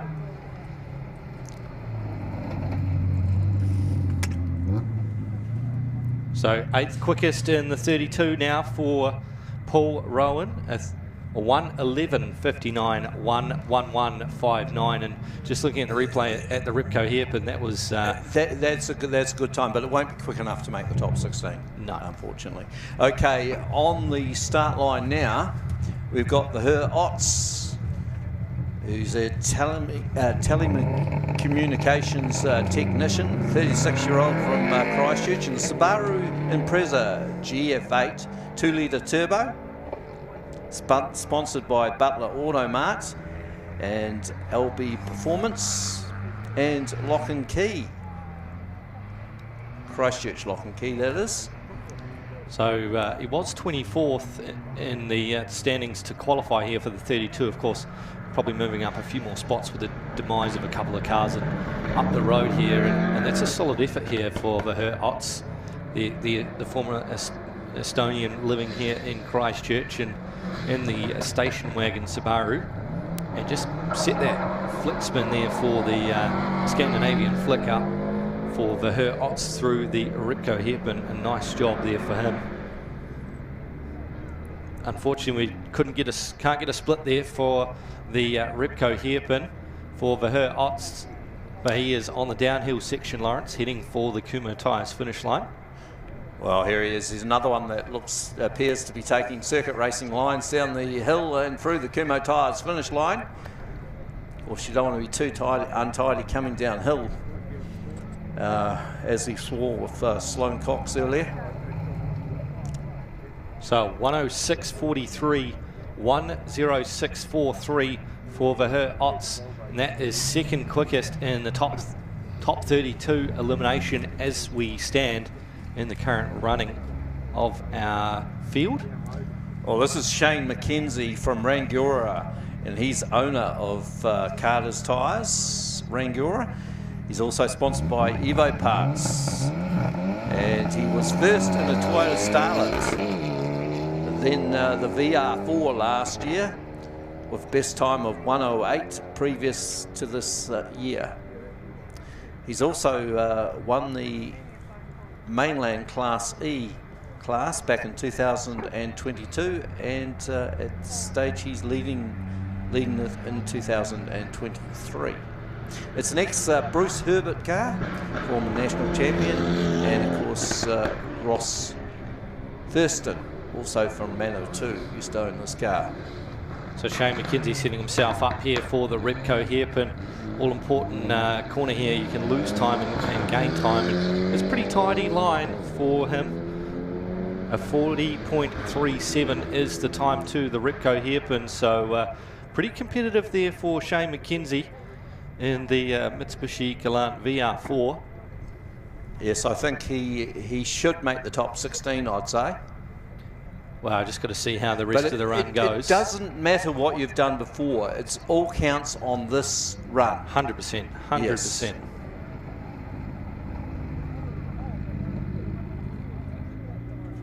So he's just jumped up to second there in this run here with the 1:04.77. 1:04.77 puts Shane McKenzie second in the running order. And next car up, coming from the Corey McCaskill. Winmax brakes by Pattern Rally Sport staging area. And into the supercar start line. And Corey, 49 years of age, had a big incident over by the start line after the finish line a few years back. Yeah. Matt Jansen used to own this car. Of course, Matt Jansen, I think that's the same Matt Jansen that finished runner-up to Chris West in the rally sprint back in 2013. He watched the Ashley Forest rally sprint as a kid. And he did his first Ashley Forest rally sprint back in 2016. He was here again in 2017, had the big crash when he ran out of brakes in 2018. He's back here in 2019 and finished third in the rally class in 2022. So 39.82 is the split for Corey McCaskill through the Repco hairpin. This is looking like a solid run here for Corey McCaskill, as long as he can keep it together through the last part of the course here. Corey McCaskill completing through the Kumho Tyres finish line.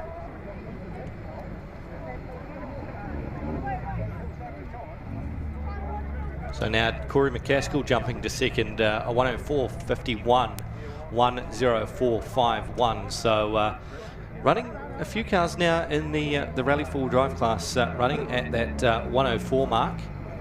Yeah, it's going to be quite cutthroat trying to get into that top 16, and that could be around about your cutoff, the 104 mark. Okay, next car on the line is Willie Hawes, the 32-year-old from Christchurch, mechanical engineer. And this is Toyota Celica GT4, 1990, 2.2 litre. It's got a SQS dog box, MCA dampers. Yeah, William working his way up through the uphill kink here, and the big wing on the back of that car, and of course running the front splitter as well, just trying to maximise the aerodynamics of that car, and it's certainly helping him. He has been into the 102s in the weekend here, and as he works his way through the Repco hairpin. Runs a bit wide though, got a wee bit into the marbles there. Well, he's done a good time to the Repco hairpin. It is a 39.06, so almost into the 38s here for William Hawes in the Toyota Celica GT4. This is going to be a fast run here for William. Well, I'll tell you what, the road is looking very fast this year, and I think we're going to possibly see that record go here this afternoon.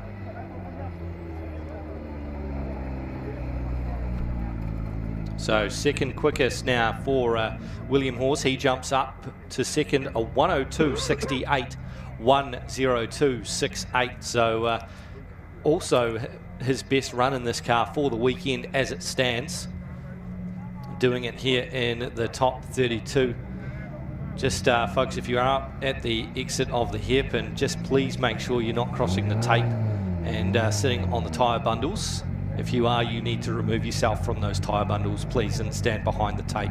Here's car number 22 at the supercar start line. It is Phil Campbell from Tauranga in the Ford Fiesta AP4. And got a good start there. Off like a robber's dog.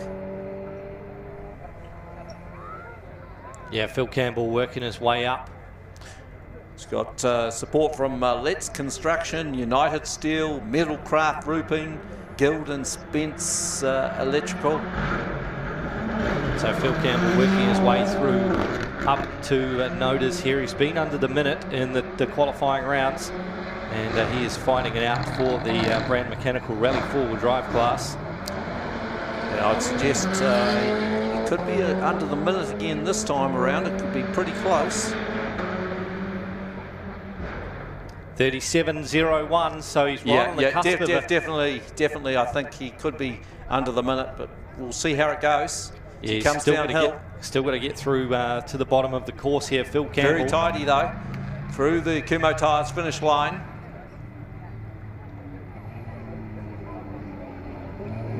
Oh, 58.75 was it? Yeah, 58.75. 58.75. So he's improved again, 58.75, and he is at the top of the tree here for our top 32 elimination. That is very impressive for your first visit at Ashley Forest. A man who is going to take it to him here in the Brand Mechanical Rally 4 drive class is car 21, the Holden Barina AP4. This is Rainiera's Ari Pettigrew. Yep, 24 years of age. And it's the ex-Greg Murphy car.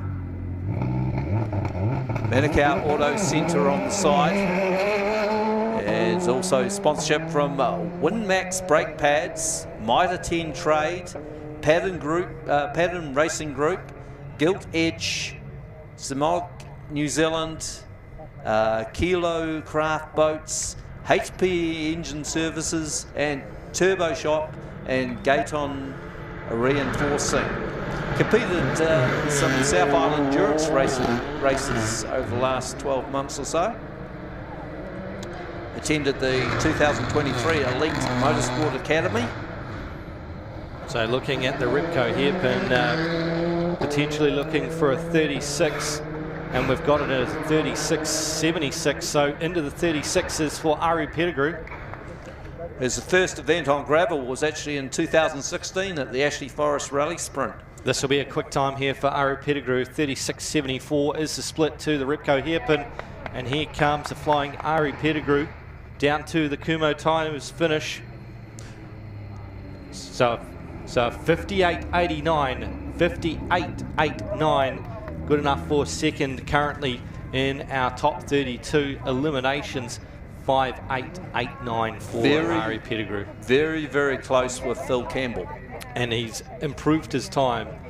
Oh, here we go. We got Doug Cood in the passenger seat here with Hayden Patton. It's car number 20, all the way from Cromwell. Of course, it's Hayden Patton, the professional rally driver at Hyundai New Zealand Rally. And yeah, he's won this year's European Rally Championship. Last year he debuted the Hyundai Kona EV and won the event overall from Sloane Cox. So this will be, it should be a quick time here up to the Ripco hairpin. He's done it. He's been 35s pretty much every run, and they're turning up the wick here as the day progresses. So look for the split time up to the Ripco hairpin for Hayden Patton in the Hyundai Kona EV rally car. He really throws it into the Ripco hairpin. 34.56, 34.56. What a time to the Ripco hairpin for Hayden Patton. We could be looking about a 54-second run here for the EV through the Kumo tyres finish line in a time of 55.51, 55.51, 55.51 there for Hayden Patton, and that is the quickest time of the weekend for the Kona EV rally car. How does that compare with the winning time from last year? From the other, the I-20. I'll come back to you on that one as we see Trevor Crow coming up to the start line. Trevor Crow, former Asia Pacific Touring Car Champion. He's in this Subaru Justy, the Crow Sport Subaru Justy. And he's also been a former New Zealand Rallycross champion. Just waiting for the start. So just checking there, that time of Hayden in the Hyundai Kona EV is quicker than the qualifying run yesterday set by the I-20 AP4. So Hayden sitting on top in the Hyundai Kona EV rally car with that 55.51, and the Hyundai I-20 AP4 yesterday afternoon sitting at 55.78.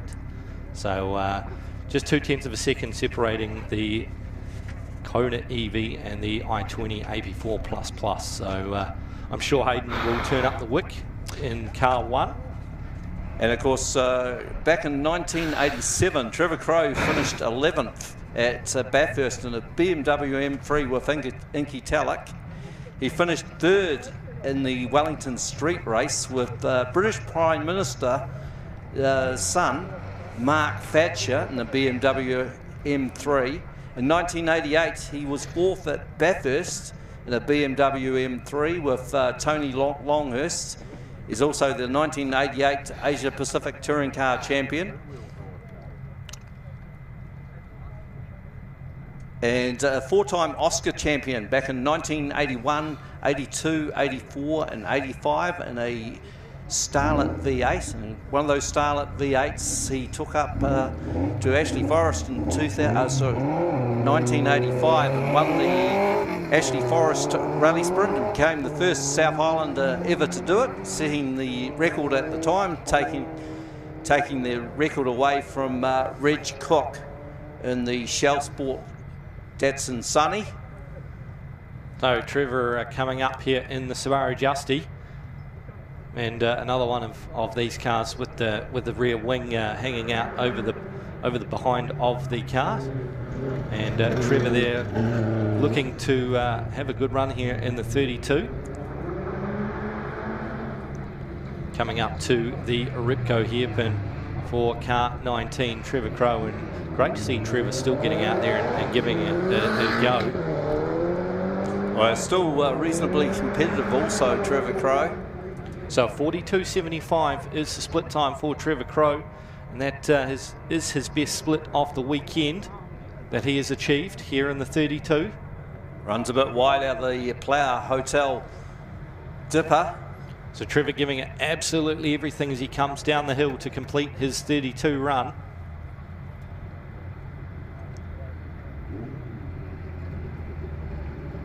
So he's 12th in the qualifying order with that time a 1:09.21, 1:09.21 is the time there for Trevor Crow, quickest of the weekend coming in the 32 run for Trevor. So we're just seeing Trevor Crow coming through the Ripco hairpin, and I mean he's seen that hairpin plenty of times, Lawrence. Oh, he's seen it in so many different cars. You talk about, you know, we've seen him in the Justy, we've seen him in the Subaru WRX, we've seen him in Subaru WRX Ute, we've seen him in a V8 Skoda, we've seen him in Hillman Avenger as well at the Ashley Forest Rally Sprint, so a number of different cars. Wade Bridgman Talon now on the course for his top 32 run here. This is car number 18 in the Mazda 323 BFMR. And Wade getting a shot here in the unlimited four-wheel drive as he works his way up through the hill. Managed to sneak in here. He was just on the outside with the times in 33rd, but with the dropouts of a few here, Wade's managed to pull up a chance to have a go here in the 32. Well, so many, going back to the late 80s, so many New Zealand rally drivers were driving these Mazda 323s. Of course, we mentioned yesterday the likes of Neil Allport, David Ailing, Greg Taylor, just so many of them. A 42.63 was the split time to the Ripco hairpin for Wade Bridgman Talon. Through the Kumho Tyres finish line.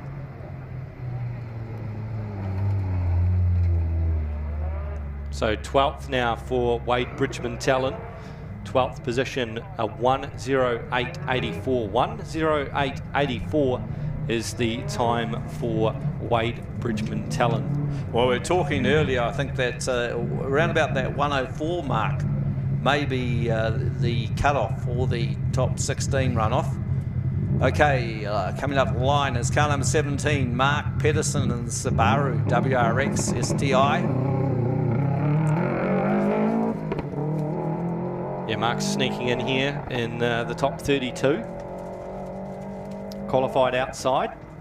Another one to get a second chance here to have a crack in the 32. Subaru Impreza WRX STI RA. Yes, plays cricket in the summertime, goes rallying in the winter. And best time so far this weekend is a 1:10.77 for that of Mark Pedersen. So as he works his way up towards the Ripco hairpin, Subtech Subaru. And just a little bit untidy there. Got it all wrong on the exit of the Ripco hairpin. 43.14, 43.14 is the split time to the Ripco hairpin. And I think it's nice. So he just got a little bit crossed up there, Lawrence. Yeah, I think it might be curtains now for Mark Pedersen. That could be it. I think just a little bit cross up like that should probably be just enough to knock him out of the competition, unfortunately. A 1:11.81, 1:11.81, and he is 19th at the end of that qualifying run. So yeah, outside of the 16. Hard to come back from position 119 there. Well, you can't. That's it. That's it from the weekend. Okay, just moving up to the start line now. So this should be David Nixon, car 14. Because we've already seen Alan Groves in car 15. So now we're up to car 14, David Nixon. From Oaxaca, and what a immaculately presented Subaru WRX this one is. The Group A spec.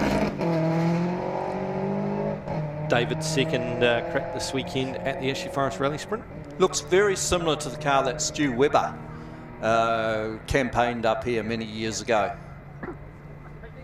Yeah, very similar, and of course a lot of people do pick the blue and the lime to obviously replicate the Group A days. The 555. Yeah, the 555. Subarus, yeah. Oh, he just understeers a wee bit wide going into Notice there. So we lost a little bit of time there, only a fraction of a second, but also off the apex there, but still a nice run through the Repco hairpin. Very tidy car. So 41.55, identical split time to what he did in this morning's qualifying run. So looking on pace here with his run from this morning. Will this be good enough though for a top 16 for David Nixon? Oh, I think he'll have to push it downhill if he's got any chance. And he is pushing it downhill through the Kumo Tyres finish line. Oh, he's having trouble stopping there, so he was really trying, David Nixon. Yeah, 1:07.57, 1:07.57 is the time there for him. 9th overall as we are in our top 32. And still a few cars left to come, Lawrence. And now we're up to Stefan Moser-Rust, a 45-year-old from Christchurch. He's an owner-operator of Sector 7 Security. And he's driving a Mitsubishi Evo 6 with a Quaife sequential gearbox, 550 brake horsepower. He's done mainly street sprints and hill climbs before. Has competed at the Ashburton Street Sprint previously. And 4th overall in the hill climb champs last year. Sponsored by his wife, Mark Higgins and Stu Carter. And big thank you to Jeremy Beaton for always giving him technical assistance. Oh, that's big wide. Way too wide for Stefan Moser-Rust. So I have to gun it downhill. What was the split time? 39.32, so he was quicker. That was a good split time. There's still a possibility he could still make the top 16 here through the Plough Hotel Dipper. Yeah, Stefan Moser-Rust pushing hard here. Yes, he will be. He'll just watch over the finish line here, the Kumo Tyres finish line. Waiting.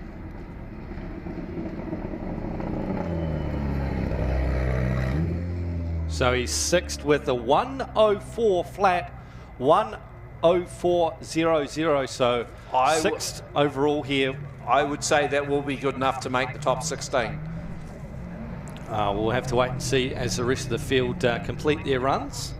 Just checking out Stefan Moser-Rust here. We've had a few there in the 104s too, haven't we? Yeah, we have, and you just see there, just caught the build-up of gravel on the left-hand side and pushed him wide. Okay, we've got car 12, Mike Beltrop in the Subaru WRX from Christchurch in the Christchurch Lock and Key sponsored car. As co-drivers for her Ots. And of course, Mike, he competed since 1985, retired in 2003 after an accident, and then he returned to the Ashley Forest Rally Sprint in 2017. He's sponsored by Christchurch Lock and Key, 0800 Kiki, and Ohaka Service Station. He was also runner-up in the 1994 Junior Rally Championship. So here comes Mike Beltrop. Oh, he's just got that all wrong there on the entry. Had to have a second crack at it. Second bite of the cherry. So 41.51, the split time there for Mike Beltrop, and that's cost him some time. Just got all sorts of crossed up there, up at the Ripco hairpin, and he will be fighting hard to try and make up that time on the downhill section, which sometimes can be very hard to do. Well, he's got a nice straight line through there, so as he comes through the Kumo Tyres finish line.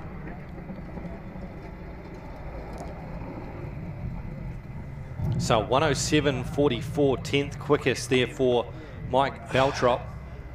Yeah, he'll be lucky to get through to the top 16 with that time. Just going to have a look here at the replay coming up to the Ripco hairpin. Turns it in and it just over rotates, and he has to turn out of it there and make his way around the Ripco hairpin. Okay, next up will be car number 11, Daniel Feck, a 41-year-old from Dannyburg, workshop manager. And this 1996 Mitsubishi FTO VR4 Galant 2.5 litre V6 turbo and running gear. Built in 2009 as a front wheel drive, upgraded to 4-wheel drive in 2017. Started doing autocrosses back in 2012 and competed in the Dannyburg Car Club, or for the Dannyburg Car Club, and was very competitive in the Central Region Sprint Series. Yeah, cleaner run here for Daniel Feck. 39.27 is the split to the Ripco here, but of course had a little bit of problems in the last qualifying run, touching the bank this morning, but he's put all of that behind him now in the top 32 run. Well, he's got to get it right this time, because if he doesn't, he'll be out through to the Kumo Tyres finish line, and I think it'll be a good time this time. Should be enough to make it through to the top 16.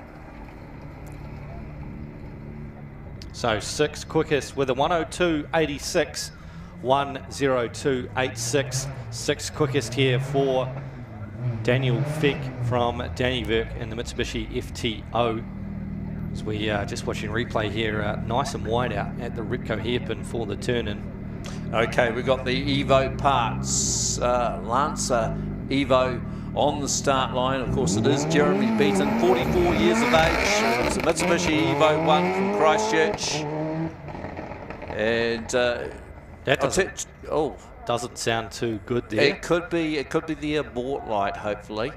I think it might be. The abort lights come on. Of course, he's done a fair bit of motorsport previously: grass karting, TQ midgets, tarmac hill climbs, street sprints, rally sprints, and he's been here twice previously, once in a Subaru and once in an Evo. We've seen a lot of drivers been here in Evos and Subarus. We've seen the likes of Marty Rosdenberg win in a Subaru, a 6-cylinder Subaru. We've also seen him win in a Mitsubishi. We've seen Matt Summerfield win in a Subaru, and we've seen him win in a Mitsubishi also. So there's been a number of drivers that have driven different marks up here. Even Jason McConnell has driven Mitsubishis. He's driven Subarus. He's driven Nissan Pulsar GTIR, Ford Fiesta, and he's also driven a rotary-powered Toyota Corolla. So Jeremy Beaton here, we're getting set for run in the top 32. Car number 10, the Evo Parts Mitsubishi Evo 1. It's a good launch from Jeremy Beaton. It was a much better launch than the first time around. That was one of the best launches I've seen here today at Ashley Forest. He's sponsored by Evo Parts, Sector 7, Braggon's Panel and Paint, and Team Cabling. So Jeremy 13th in the qualifying rounds to make it in the 32. Oh, he's very wide. Oh, very wide through noters, yes.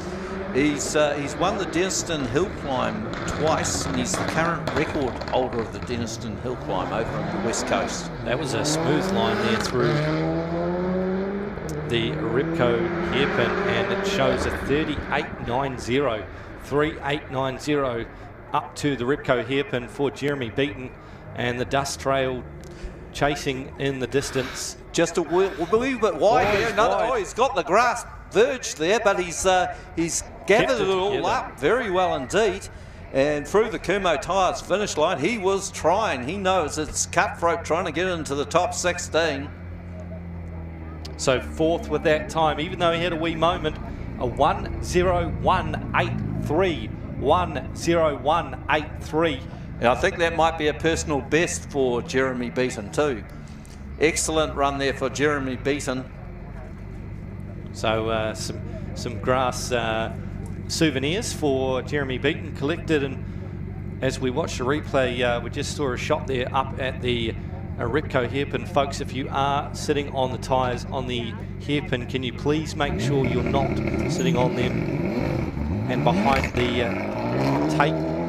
Oh, we got Gareth McLaughlin has just taken off from the Supercarts Indoor Raceway start line in the Mitsubishi the Mitsubishi VR4 2-litre turbo.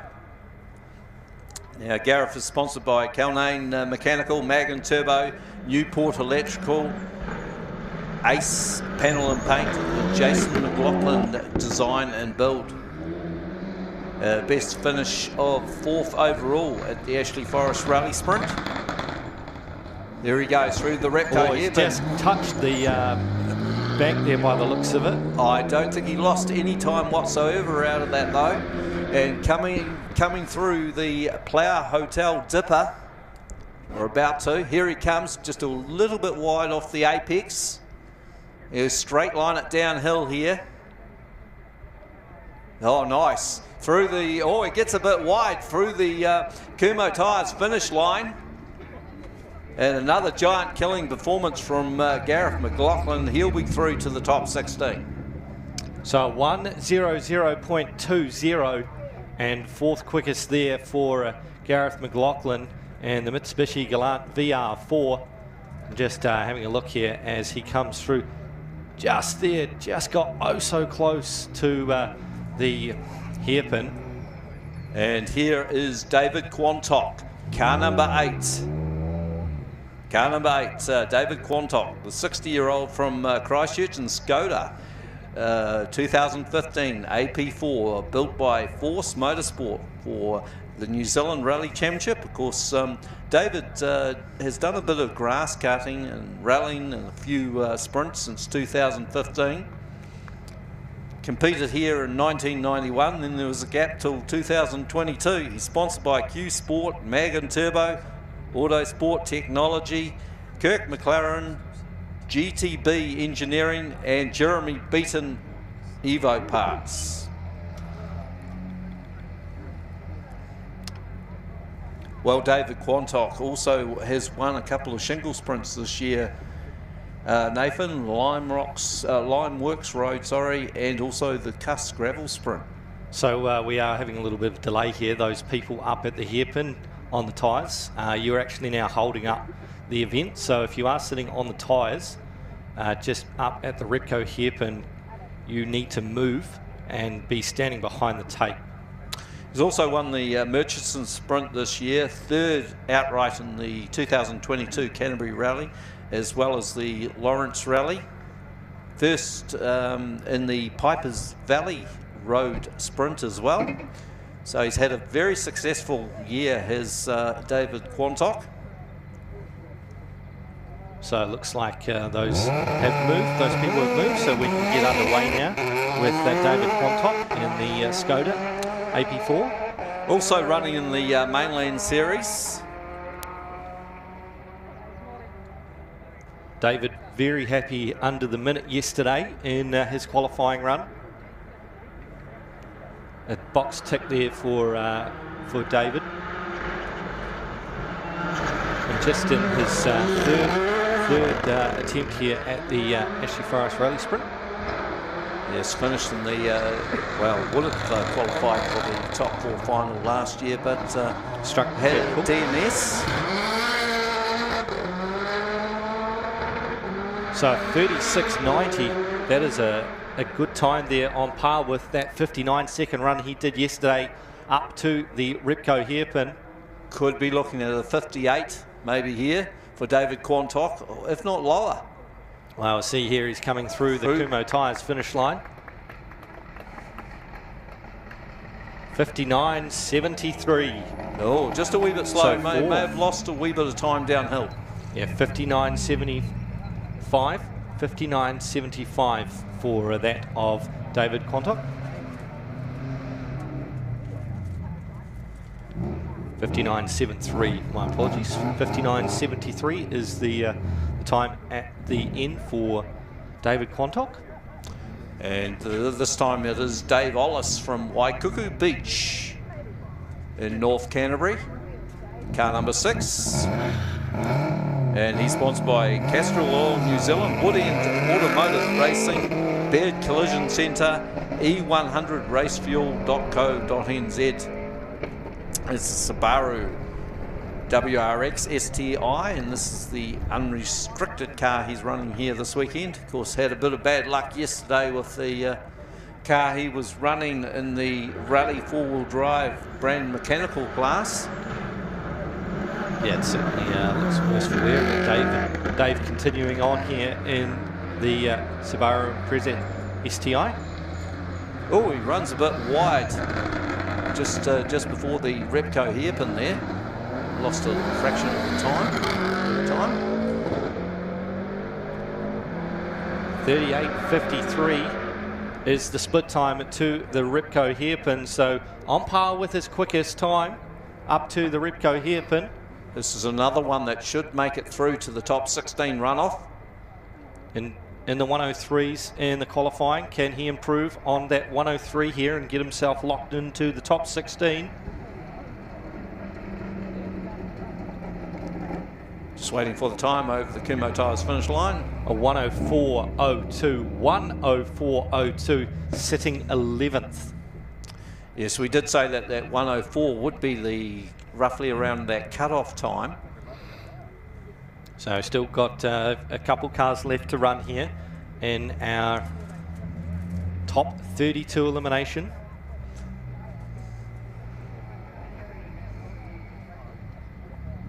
And we've got Mike Toole on the Superkart start line. That's the 4-wheel drive upgrades car. So 107 is currently the bubble for the top 16, and that sits with car 14, David Nixon. So he is on the bubble in the top 16, as we see Mike Toole here at the start line. It's Mitsubishi Mirage 4-wheel drive 1993, brought from a lovely old lady in Blenheim, apparently. Slowly evolved and modified over the years as the budget allowed. This car for Michael Toole here, only driven on weekends, not really pushed too much, is the Michael Toole Mitsubishi Mirage. Just takes it out for a Sunday drive and a Saturday drive from time to time. Through into the Repco hairpin, nicely through the Repco hairpin. Good Scandinavian flip there at the Repco hairpin. Haven't had a split come through for the Repco hairpin yet, so Michael Toole did the Leadfoot Festival back in 2020, came 4th overall. 35.99. What a split time there for Michael Toole. That's a beauty. This will be under the minute. Probably around 58, 57, a high 57 maybe, which would be a personal best for Michael Toole. 58.05 58.05. Second quickest here in our 32 for Michael Toole. That's a fantastic time for Michael Toole. He has finished second here previously. He's been on the podium three times with 2/3 and a second. Talking of being on the podium with a second place at the Ashley Forest Rally Sprint, we've got Neil Webb, car number 3 from Blenheim, on the supercar start line. Yeah, these little Mitsubishi Mirages, very quick, nimble little car. Well, Neil's no slug. He's about to prove it as he goes up the hill. He's competed here in 2010, 2011, 2016, 2018, 2022. Was third in 2016, second in 2018, and third in 2022. So he's one of the heavy hitters here at Ashley Forest. Yeah, now we've been into the 59s this weekend. Can he replicate those times as he comes through? The Repco hairpin. And he'll have his foot hard on the jandle as he comes downhill into the Plough Hotel dipper. Oh, nice line through there. Very tidy indeed. Really kissed the apex. So 36.76 was the split for Neil Webb. Straight lined it downhill too, so it'll be a really good time.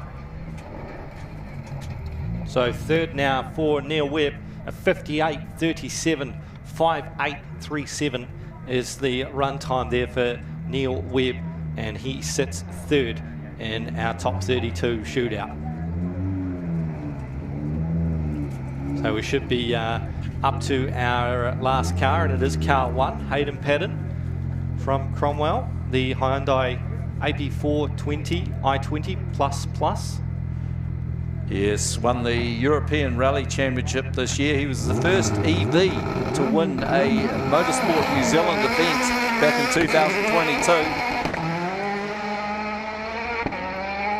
So looking for a 34 here from Hayden Paddon. He's yet to drop into the 34s in the splits here in this car. He's got sponsorship from Mike Greer Homes, Valvoline, Bailey Caravans, Repco, Signbiz, Hyundai New Zealand, Z Energy, Makita, Mitre 10 Trade, Barbucks, Pirelli, OPM, Racer Products, South Canterbury Road Safety, Winmax, Ben Nevis Station, Highlands Motorsport Bar. 33.91. What a split time to the Repco hairpin.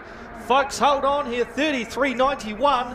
This is an outstanding run here. It could go close to the record. I think is the best to the hairpin has been about a 32.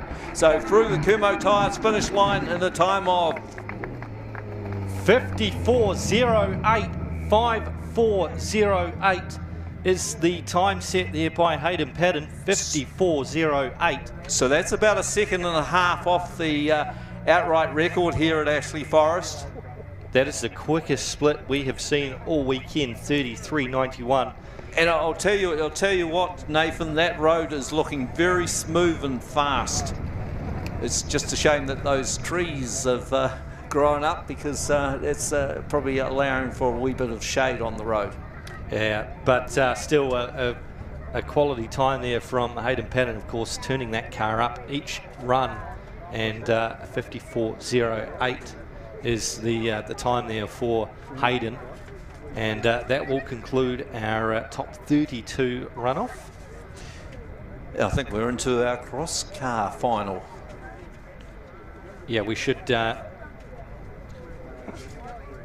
We've got our cross cars, and then after that we will be having our lunch break. So we've got our top 3 runoff. We should have our lunch break. Cross car final.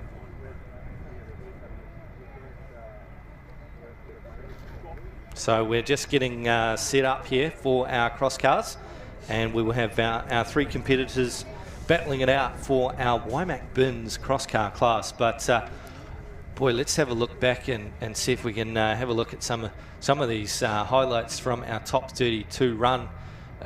An outstanding time there for Hayden Paddon into the 33s. Well, we're not going to see the Hayden Paddon versus Sloane Cox battle here this afternoon, unfortunately, with Sloane out. But Waimati, the Mount Shop Horsepower Hill Climb. Hayden Paddon versus Sloane Cox, the 20th to the 22nd of October. That's Waimati Gravel Edition, and it's sponsored by McEwen. So we'll have our 3 competitors for our cross car class. Of course, we've got Harry Silcock competing in the CMOG Bravo. Of course, all these cars are the CMOG Bravo cross car. So Harry Silcock is competing in this class along with Jared Owens and Matt Penrose. And Matt Penrose continuing to push the cross cars and go faster and faster with every time he gets up onto the hill, setting the quickest time that we've seen in the cross cars last year. Well, Matt Penrose will be the one to beat. Of course, he's competed here at Ashley before, not only in the cross car, but also last year. But the Subaru Impreza was 7th overall here in 2014, 12th overall in 2015, 7th again in 2016, and 6th overall in 2017. His best time in the rally car class, of course, was a 59.07. He's also been 2nd overall in the Waimati 50 and 2nd overall in the Golden 1200 Hill Climb in 2022. Here's Matt Penrose, our favourite for the for the cross car class, brought to us this weekend by Waimak Bins. Just having a look there for our times for Hayden in that one. Just looking at average speeds, a 33 up to the hairpin, a 54.08, about 114 kilometres an hour average speed. That's a pretty quick average speed of having to slow down for the hairpin. That is fair hauling for Hayden Paddon. And no doubt we haven't seen the top of that car. The team at Paddon Racing Group will continue to push that car through the afternoon here at the Ashley Forest Rally Sprint. Appreciate you for coming up and checking out all the action. Of course, to those watching online, appreciate you tuning in as we get ready to go for our cross car Waimak Bins top 3 runoff. And then, of course, after that, we will be into our 30-minute lunch break. So at the completion of our cross car run, we will go into our 30-minute lunch break before continuing on with our program after that. And of course, the remainder schedule of the program for today, of course, we'll have the top 16. The North 1300cc top 3 final will go after lunch. Then we go into the top 16 elimination round. Then we go into the 1301 to 1600cc Parks Engineering top 3 final. Then we move into our top 8 elimination round. And then classic 2-wheel drive top 3, our top 4 elimination, 2-wheel drive unlimited top 3, top 2 final to round out the day, as Harry Silcock is to the line. Young man from Rangiora in his CMOG Bravo cross car, ready to battle it out for the Waimak Bins cross car class, top 3 final. Smith and Silcock Transport on the side of that. Family business, of course. Father John Silcock, former event winner here, and Harry having a crack in this car, and of course the Toyota Starlet, which took a little bit of a Tommy tip over in the final qualifying run this morning. Yeah, powered by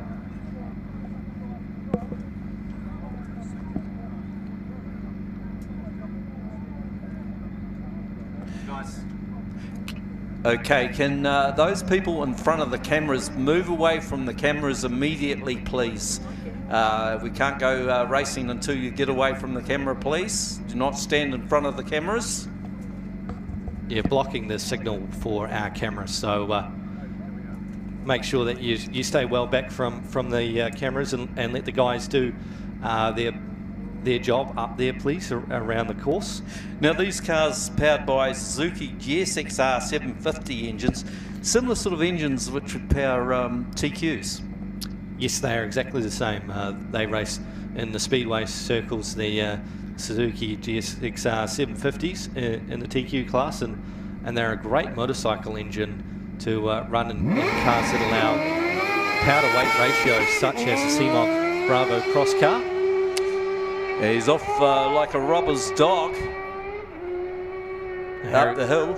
Harry Silcock from Fernside, Rangiora. And of course, he's done a fair bit of grass kart racing, motorbike riding, and also has helped out in the service crew for his dad in the New Zealand Rally Championship. Of course, his dad, John Silcock, running that classic Mazda RX-7.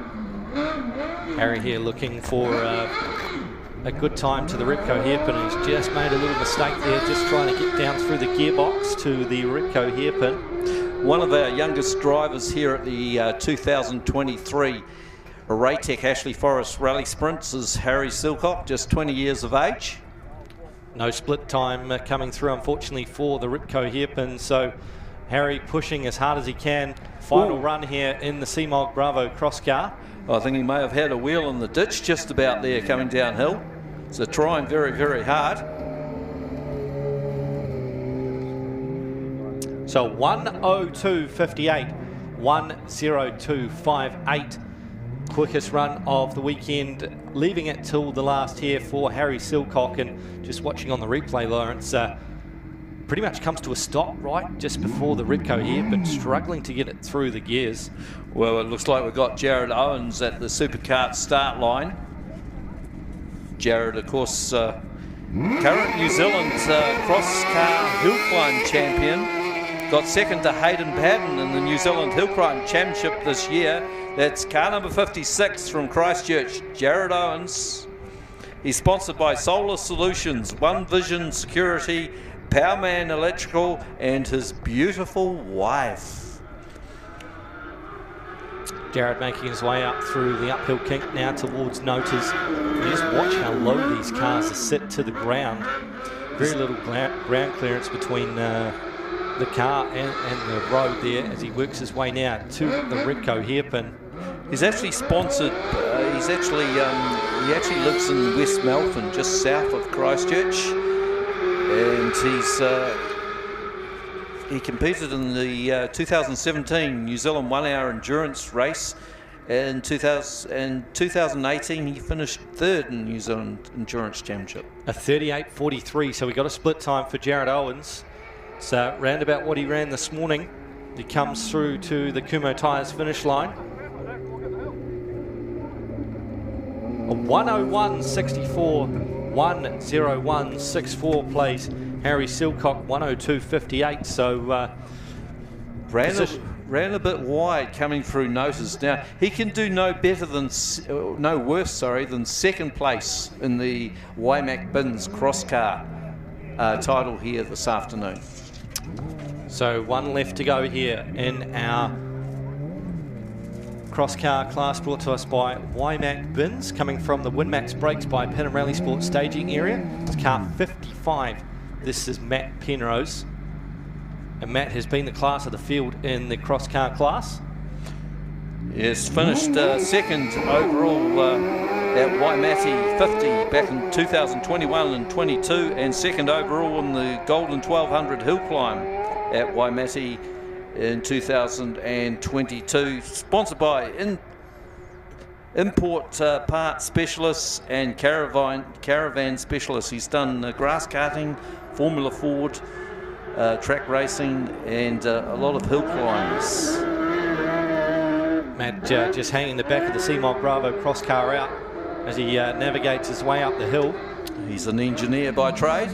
So looking here to the Ripco hairpin, got to be better than a 38.4. 37.56, so he is on target here to go to better his time here. He could break the cross car run record here if he can keep it together. This may be a minute run coming up for Matt Penrose. Well, he's on the money, isn't he? Through the Kumo Tyres finish line. 59.95. So Matt Penrose breaks the minute barrier in the cross-car class, and he will take out victory for the Waimak Bins cross-car class. Second home, Jared Owens, a 101.64, and third step on the podium there for Harry Silcock, a 102.58. And Matt Penrose, Lawrence Sidnall, continues to dominate here in the cross-car class. We're going to rest our mouths and have a drink here, Lawrence. Yes, it sounds like it might be lunchtime. So we'll... No, we tell lies. We're straight into the... no, this must be one of the other finals here. Just wait and see what's going on here. We have got Mark Kibble in car 36 to the line here. So just going to wait and see. But from my understanding, it is supposed to be the lunch break. Mark Kibble from Nelson. But we'll just get confirmation. So yeah, we are going to go into our lunch break, and the corporate rides are about to begin. So we'll grab ourselves a bite to eat and a refresh here, and we'll continue on at the end of our lunch break with the 0 to 1300cc. Skip to you. So even though it's lunch break time, just keep well back from the road, because there'll be corporate rides coming up the hill. So we'll take a quick break here, and we'll be back with you for the afternoon's runs.